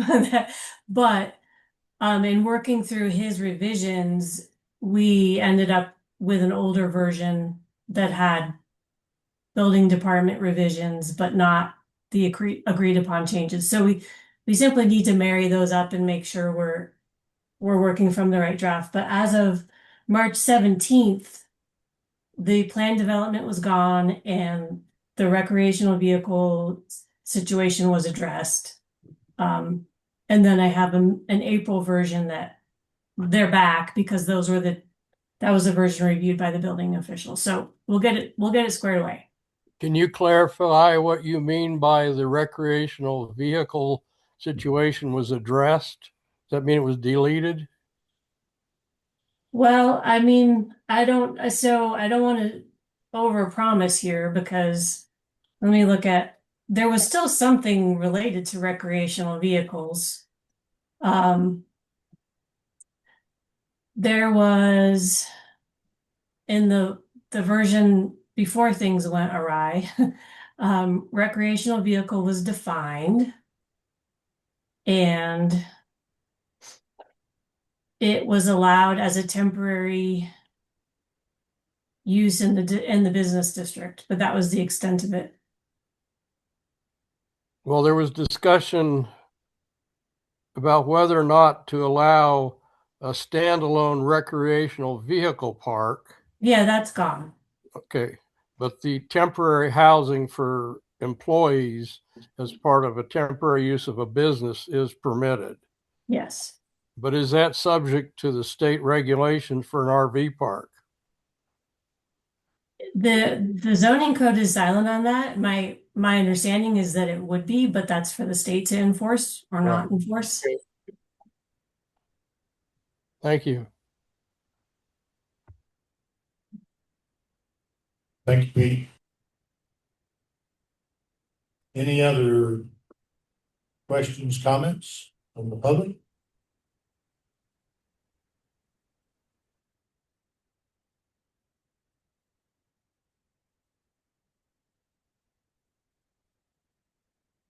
All right, I take that as a no. So at 8:42, I'll close the public hearing. Continue. We'll close it for tonight. Okay. We will continue the public hearing till June, when we had input from the building inspector, the zoning board, on the issue of licensed Colorado engineer, and for lesser structures that might not need a engineered drawing. And Mayor, could you be specific? It's the June 15th. Is that the meeting date or the 22nd? It's the 15th. So it'll be continued to June 15th at the regular Board of Trustees meeting. I'm confirming, not doubting, but I'm confirming, yes, it is June 15th. Regular Board of Trustee meeting is when we will continue this hearing to.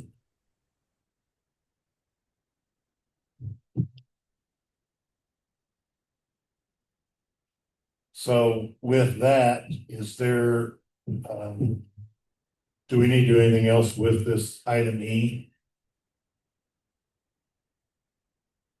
And Hillary, I'm looking for some direction. I do not believe you do.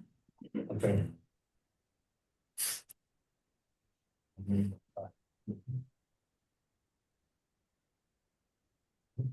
I lost my agenda. All right, there we go. Okay. So we're done with item E. We're gonna go to item F. Item F, we actually can't do resolution number 5 until we adopt the ordinance. That is for setting compensation with members of the zoning board of adjustments. So that one we have to continue until we adopt ordinance number 4 of the zoning code 2026. So that's going to move us to item G. And item G is resolution, will now become number 5, series of 2026 of the Board of Trustees of the Town of Pitkin, Colorado, adopting a new fee schedule. Oop. So that's going to become number 5 instead. Okay. So there is our resolution, which is just what I read. But let me go back to the fee schedule. And so you see the changes and the updates on the fee schedule. We discussed the standard application fee, which we will add on this fee schedule, the $250 application fee for the commercial residential buildings, the $100 fees for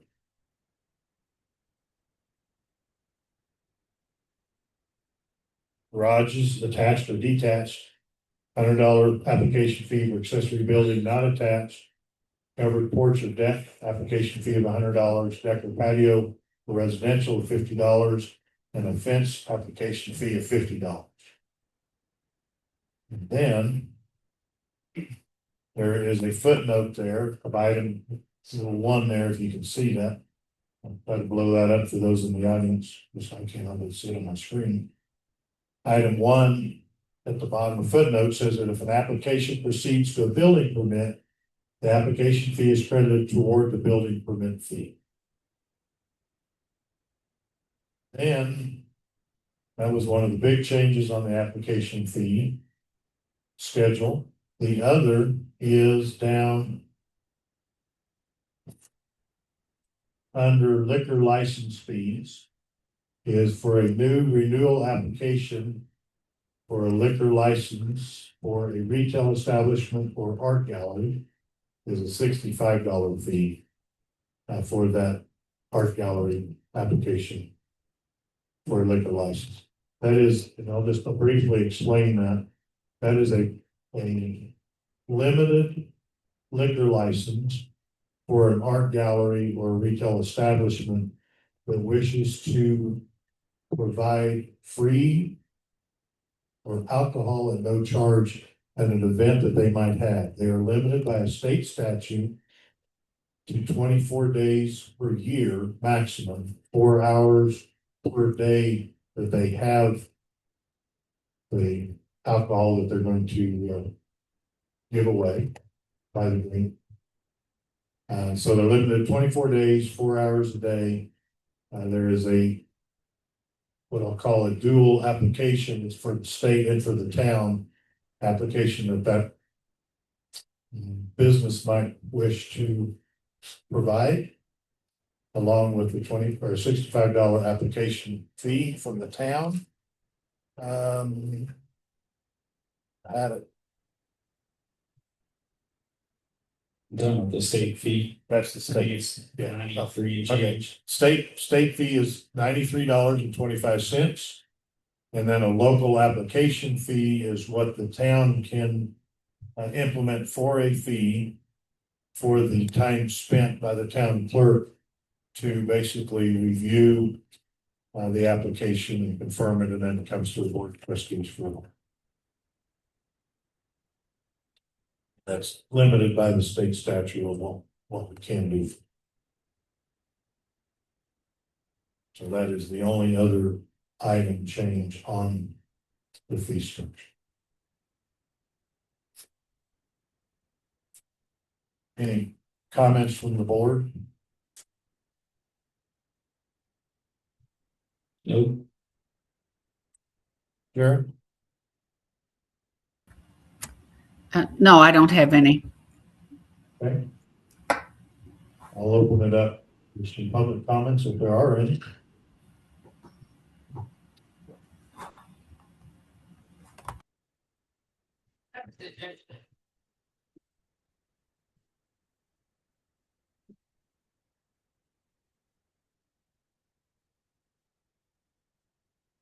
This is Rachel again. The footnote at the bottom where you said that the permit or the application fee would be applied to the permit fee. Yes. Could maybe be handled administratively, but just to prevent any pushback, my suggestion is that you say denied applications fees forfeit. Denied application fees are forfeited. No refund policy. Hillary, do you have any issue legally of putting that at that footnote? I don't, but I would like it also to be in the policy or in the zoning code itself. So if it's not, I would suggest it be added, but I suspect that it is. If I And I can recall, confirm. if I recall properly, when I look at the second, it is gonna. I'd have to.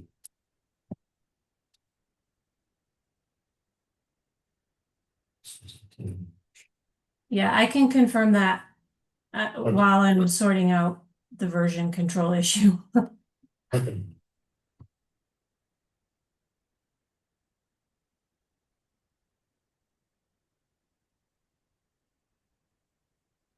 Okay, so we'll add it in and we'll confirm that it's in the zoning code as well as added on this.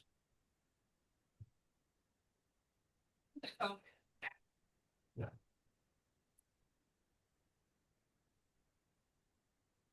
All right. So then I'm gonna go back to. I don't remember where I wrote. Looking for the resolution. I got too many files open. You do have a lot. Couldn't find it. I don't need that. Wow, what am I doing? I may have already said close.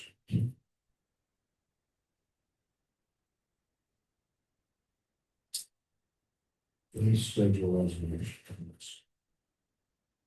Okay, so in this town of Pitkin resolution number 5, resolution of board trustees, town of Pitkin adopting a new fee schedule. We just review.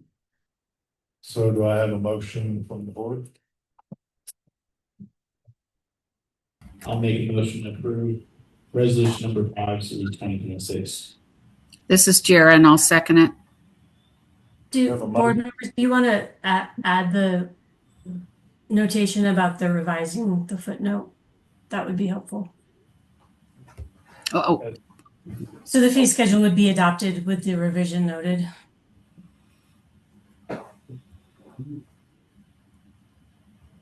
Yes, I'll make a motion to approve resolution number 5, series 2026 with the footnote amendment. this is Jara, and I'll second it. All right, so we have a motion and a second to adopt resolution number 5 for the fee schedule with the footnote noted. Addition. All in favor, say aye. Aye. Aye. Aye. All right. Last item on the board discussion is placement of donated playground equipment on town property. Josh, I'll go online. Been waiting patiently. I am, yes. So I'll just give the backstory to the public and to the board. So approximately about 2 years ago, Tom Gibb and Chris Nasso were kind enough to make a trip to Crested Butte because I had been in contact with the school board of Gunnison for some playground equipment because that they were looking to donate to a town that was in need because Crested Butte Elementary or Crested Butte School had completely renovated their playground equipment. So there was a ask to see if we would be willing or we would wanted to take the donated equipment. And so, as I mentioned, We did. can you hear me? I didn't mute anything.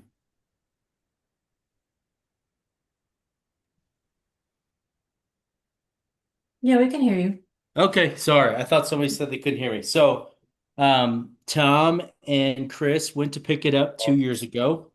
I don't know. Can anybody else speak?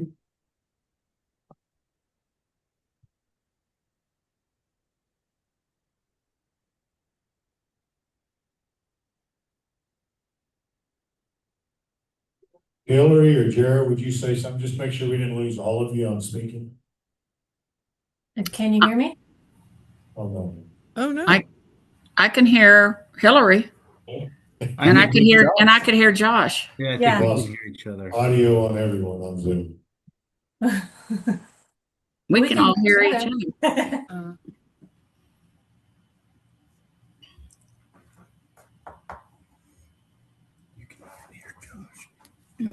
I take it you can hear us, but we can't hear you. Okay. I don't know what to do. It doesn't look like it. We can all hear each other, but we can't hear you. It was just a second for a technical glitch. They can hear each other, but not them. Sorry, I gotta get. Out of my element on this one. Yes, Ed. Okay, we can hear all of you. Thank you. Okay, thanks. Just see if somebody talks real quick and see if we can hear them on here. This is Jara. Okay, so I got them there. Okay, Jared, we heard you come in on the laptop. Oh, We're trying to get you back on the speaker. Yes, we can all hear each other, but I guess you can't hear us.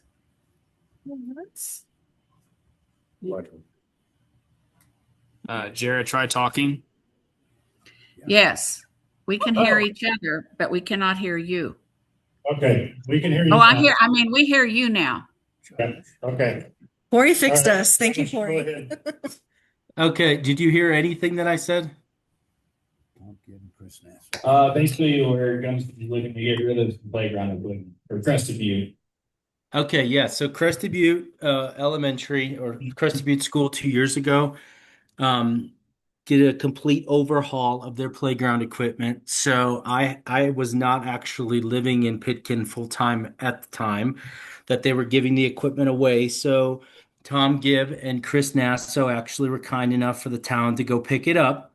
And since that time, 2 years ago, it has been stored at Tom Gibb's property. So it has been quite some time, and we did get some playground equipment donated, like I said, from Gunnison School District. The equipment that we did take, there was some stuff that wasn't in good shape, but we did take everything that was usable. And I can share my screen, but basically, what I'm proposing to the town and to the board is to buy a property as you enter into town on your right hand side, close to the Welcome to Pitkin sign, the stone sign. There is a, eighth of an acre, quarter of an acre, kind of close to the train depot where it got moved to.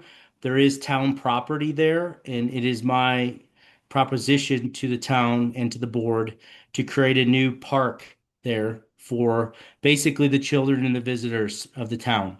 Um, the current park that we have on the north side of town does not have any additional room for this new playground equipment that we got donated. And in actuality, there's a few more things that need to be picked up from the school district that they're going to be giving us.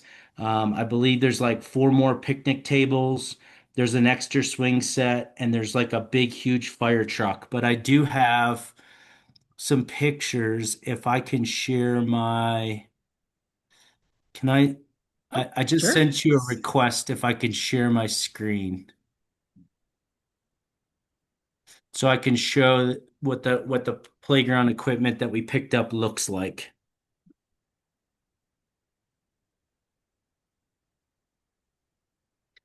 I clicked on allow. Is it working for? Oh, cool. Yeah, so let's see. How do I get rid of this damn thing?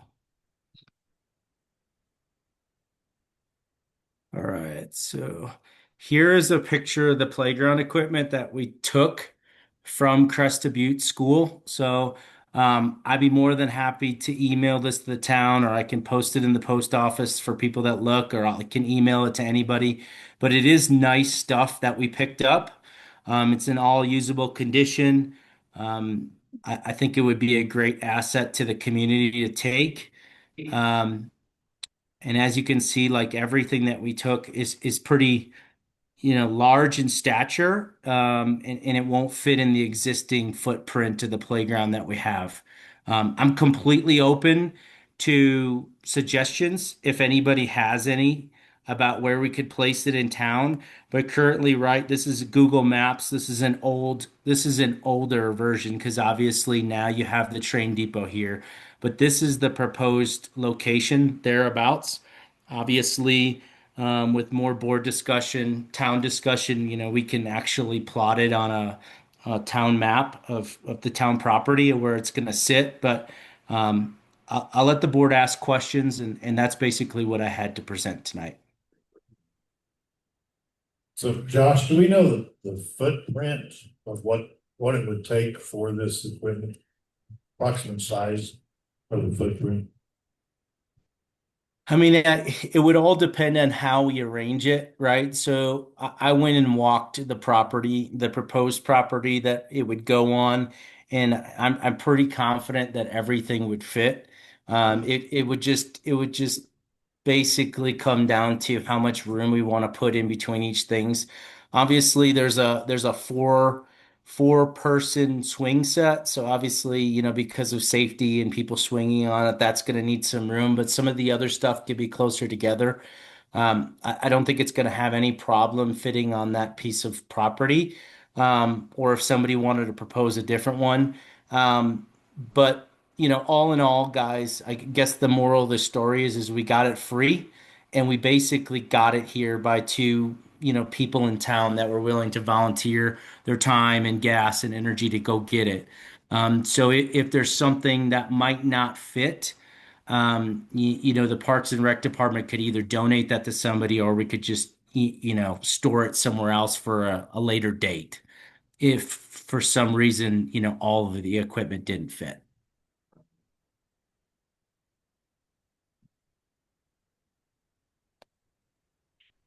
All right, any thoughts from Jared or Corey? I guess just knowing the, kind of, if we could get rough estimates on the footprint of like kind of each module, so we would call it maybe, just to kind of figure out, how it fits, where it can fit, what we can use to be good.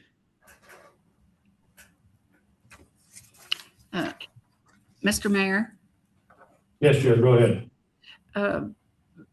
Yeah, if we could get an idea, my biggest concern is safety, and I just looking at this Google Earth picture, it's so close to Main Street where people tend to come in too fast sometimes, and I was thinking about parking also.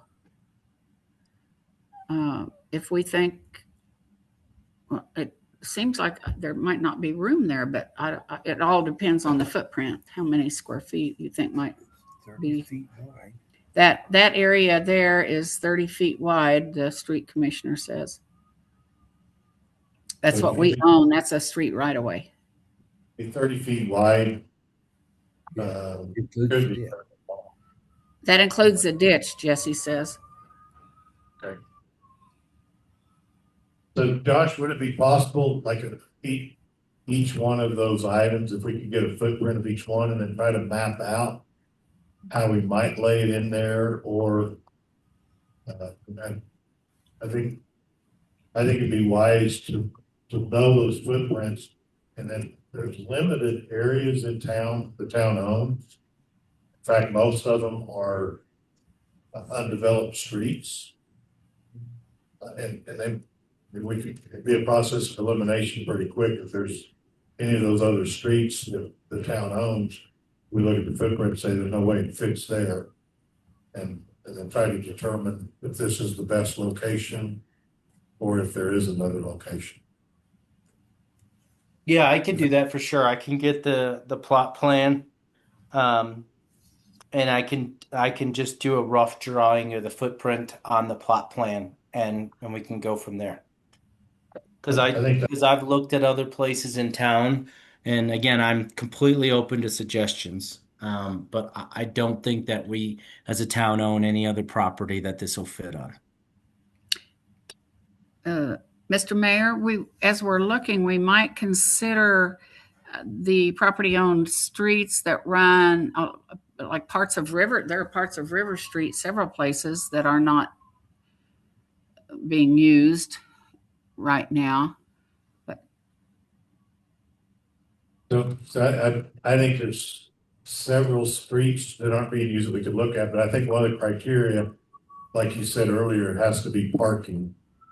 Yes. There's areas that when I start looking at some of the map of the town of what the town owns, we eliminate some pretty quick when there's no parking, in my opinion.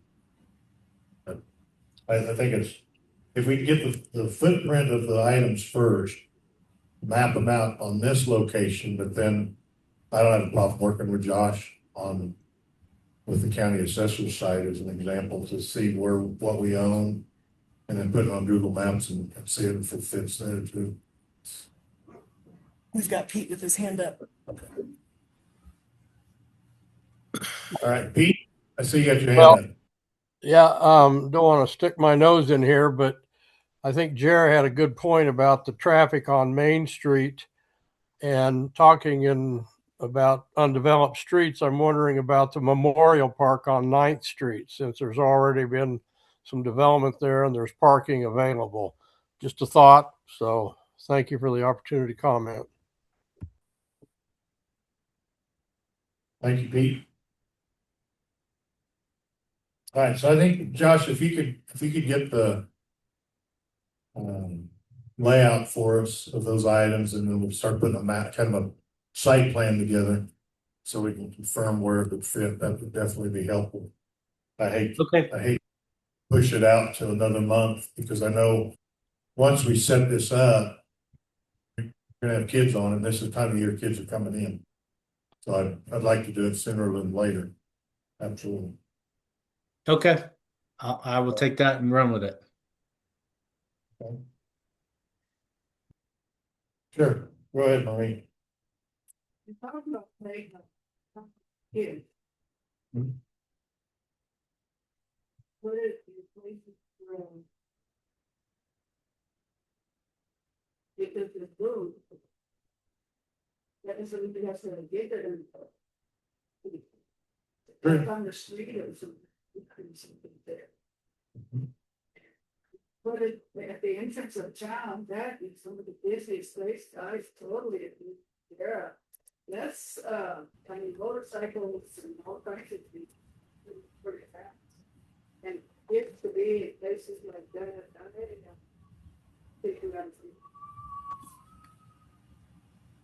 Okay, thank you. I think we have to get the size of the items and figure out how we could lay them out, where we could lay them.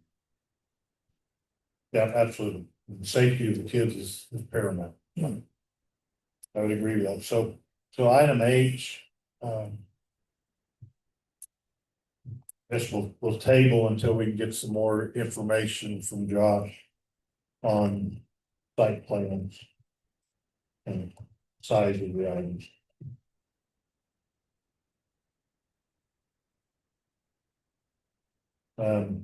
I'd entertain probably a motion, let's make it right.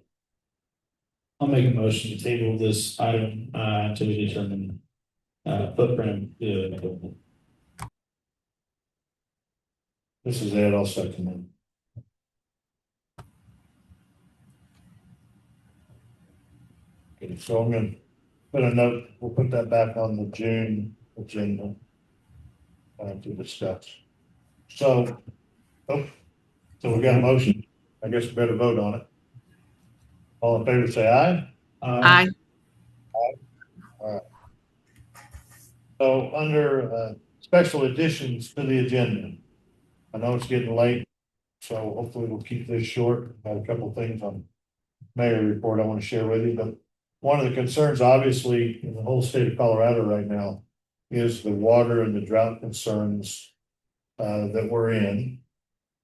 Hopefully the meteorologists are right that we're moving into an El Nino where moisture is starting to come in and we'll start getting more rain. But one of our citizens had asked if he could address the town and the board on some water and drought concerns. So we'll know.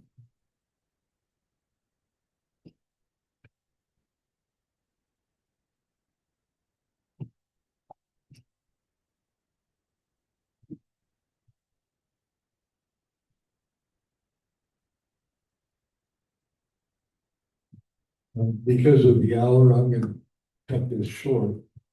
And I do, with one of the main things I wanted to express is that, you know, everyone in town who lives here full-time, part-time, visits, whatever, uses water from a well.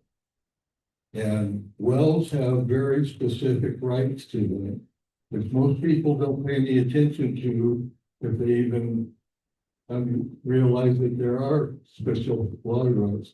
The main one is that of the 216 wells that we have, 7 of them are commercial and they're subject to all water calls and priority rights that any other water right has. There are also 23 wells that are different because they have an outside what's referred to as an outside irrigation right. And it's people that own those, and I can get lists of those, or you can look at us. need to understand they can be called. And if the call comes on those wells, the commercial or it's called a domestic, right? Domestic irrigation. Means they gotta shut their well off, period. The rest of us, the almost 200 people with domestic exempt wells, which is the normal in Pitkin, are exempt from calls. But there's a catch to it that people need to understand in this town because it could cost some money if they don't. And that's it. Exempt water right wells are for indoor household use only. There is, I haven't found out what the exceptions are. There's a couple exceptions that are talked about, but basically, if you want to water your lawn or your flowers outside, or even wash your car, you can't use your well water for it. And if you're hooking up like I do, hooking up to a spout, a hose, and doing watering outside, you're breaking the law. It's total, most years it's totally ignored. People do it all the time. But this year, I guarantee you it's not gonna be ignored. And people are gonna be told that they cannot use their wells outside. And if they continue to do it, the inspectors are gonna be up here watching. And if they catch you, you can be fined and it can be expensive. So people just need to understand that. I'll present some more information because there is a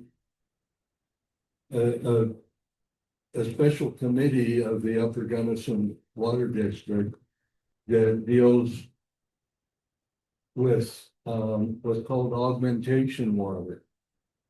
I know that we did get that 1 year for our ditches, and they were kept open even though there were calls on the river.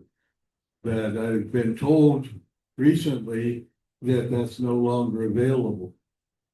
I'm going to check on that and with the Gunnison who handles the augmentation water and see if there's something that we can do, especially for the fire protection aspect of the ditches.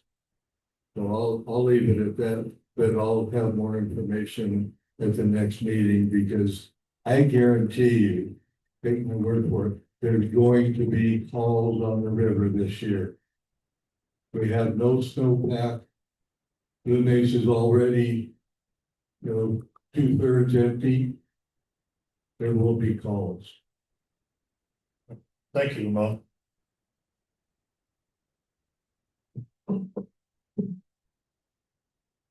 So, and I believe all the water is all handled, enforced by the Water Resource Board. So it's not a town of Pitkin choice if they make a call on the water. So hopefully that won't happen, but hopefully the meteorologists are correct and we turn on the rain, so. Thank you for that. I'm gonna move on to reports. I guess I got a couple of quick things on the mayor reports.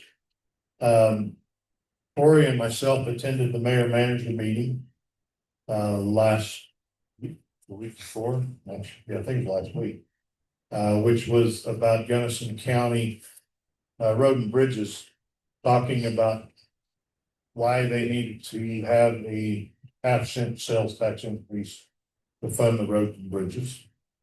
I have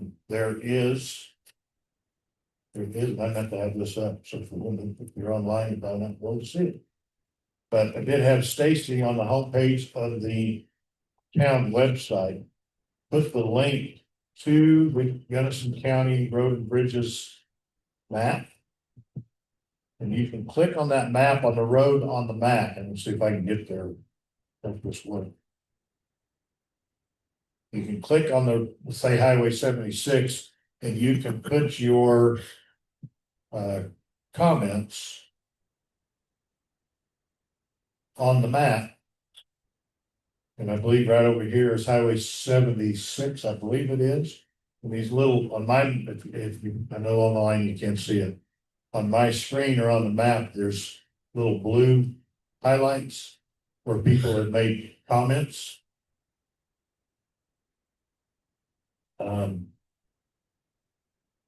Mayor Ed even made a comment on it to get the point across. Because you can go on that map and you can add your comments about Highway 76 and how great you feel it is and where you feel the priority is in the county. And they did tell us at that meeting that they are looking at those comments and it's weighing in, but there's more comments up north than we have 76. So I encourage you to go out there and make some comments on the map. Use the link, scroll down to the bottom of that link, and then click on Highway 76 and you can add comments about why 76 needs to be repaired. So that's all I really wanted to say at the mayor manager meeting. That's what the whole mayor manager meeting was about. I think Corey and myself, Corey especially, gave them some good points that if they're trying to sell a bond issue or an issue, sales tax increase vote, then they probably need to lay out maybe a 5 and a 10-year plan of exactly what roads are going to be done, say in the next 5 years. They sure seem to tap dance around that, but a lot of people in the room agree that if you're trying to sell something, you might lay out your plan as to exactly what you're going to do. So, can I add something to that too? Yes, please do. So 2 things, like Ed mentioned, we asked a very pointed question what the plan was, and there is no plan. They cannot tell you what roads will be repaired when. So I think that's a major obstacle for them. The other thing is they had a third party do all the inspections in the roadway, around the roads in Gunnison County. And they said roads were analyzed by AI. Oh. And the biggest thing that was shocking to me is this like the analysis of the roadways did not take into account ride quality. And that is verbatim from our county commissioners. The ride quality of the roads was not a consideration when analyzing what roads need to be repaired. So just so you know, those were 2 things that I was pretty shocked at, that there was not really a 5 or 10-year plan, and that ride quality was not a component of their analysis. So I think this map that Ed mentioned is well worth going in and adding your comments. And maybe we can get some sort of point across, but yeah, that's all I have to say politely. All right, so I'm going to move on from the mayor manager meeting. I've mentioned this to several people. Been working with Lisa from the Gunnison County Emergency Management and try to get a meeting set up with the Gunnison County Emergency Services, our Sheriff's Department, and our Gunnison County Fire Department to work on an evacuation pre-planning meeting for Pitkin. The dead beetle kill trees that are around this town and up and down the valley certainly scare everybody. I don't see a lot of people in the Forest Service want to do much about it, but I think we need to look at evacuation plan with the county. If something should happen, what's the plan going to be? And how are we going to notify people? Lisa's working on trying to get that meeting set up. Hopefully within the next couple of weeks, because my idea was to have those folks here for a town meeting and invite everybody from the Court Street properties as well. But we could talk about the plan, what the plan is, how it should happen, how you can notify people, how we can get people out of town, and then what we should do, what we should be looking for. But also what I'd like to do in that meeting is Mark, I believe is his name, from the Colorado Forest Service, presented at the wildfire workshop that the county held last month that I went to on Saturday. He presented about a 30-minute meeting on what people could do around their house to help prevent their house catching fire from wildfire. And I think it'd be something worthwhile to listen to, whether people are up at the property or maybe even in town, of things you might do around your house to help prevent the wildfire burning your house down. Thought maybe having those two in a joint meeting for about an hour and a half might be a good idea. Pull that off. Still waiting to get that meeting set up or confirmed with Lisa. But I sent her an email on Monday of last week, that she was gonna work on it last week. I haven't answered back from me yet. So that's where we stand on that. Other thing I'm gonna point out is, if you didn't notice today, Madison County was in town with the grader and the water truck. We graded River and State Street and water down the roads. Tomorrow they'll be putting on mag chloride.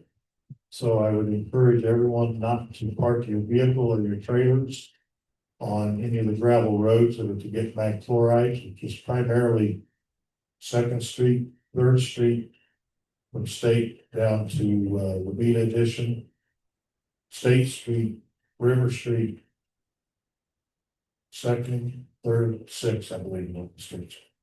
They're posted, I believe, over at the hotel. I guess I got it right in front of me. But try to keep your vehicles off there, particularly in the morning while they're spreading the mag chloride. And then if you're driving on those streets, I would drive extremely slow, because you really don't want that stuff on the other side of your vehicle, because it does like very the other side of your vehicle. It's a type of salt. So while it's wet, I wouldn't go real fast. That's gonna happen tomorrow. The other thing I would like to remind everyone that we still have 2 open trustee positions. And by the resolution that we passed last month, you have until Thursday, June 4th, to get your information and your wishes to the town clerk. You have to be a resident of the town of Pitkin for the last 12 months and a registered voter as well. And over the age of 18. So just encourage, we have 2 open trustee positions. I'd like to see some people put their names in for this trustee position. That's all I had on my mail week. And I don't know if Stacy has anything. I don't have anything. Okay, I do have a question for you. Have you found anything out on our audit? No. Okay, we need to try to get on that, because we have to have that submitted to the state budget, like totally finished. Yeah. So maybe in the next week, we can try to identify. Because once we identify a couple candidates for the auditing team, that really needs to come back to the board to approve. So we're looking at June, and they're gonna have about a month to get it back to us. And I don't know what their schedule's gonna be. Jump on that ASAP. And that's all I have. We did get some a report from our street commissioner and the ditch commissioner. I don't think we got any other reports. I don't know. I didn't see anything come from. We got the building inspector report. We did. Did you send it out? You know, I posted it, but I might have forgotten to email it. I'm so sorry. Oh no. Okay. All right, good. Why don't you go ahead and send that out? Yes. I'll do it right now. All right. So that's all I have. That's all I know of any of the commissioner reports. We are ready at 9:24. We're about an hour beyond some of our bedtimes. I'll entertain a motion to adjourn. I'll make a motion to adjourn. I'll second that. All in favor, say aye. Aye. Aye.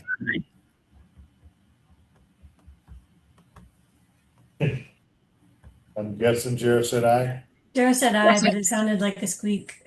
I'll see how. All right, thank you, everyone. Thank you, Hillary. Thanks for everyone being online and hanging with us tonight. Certainly appreciate it. Have a good evening. Good night.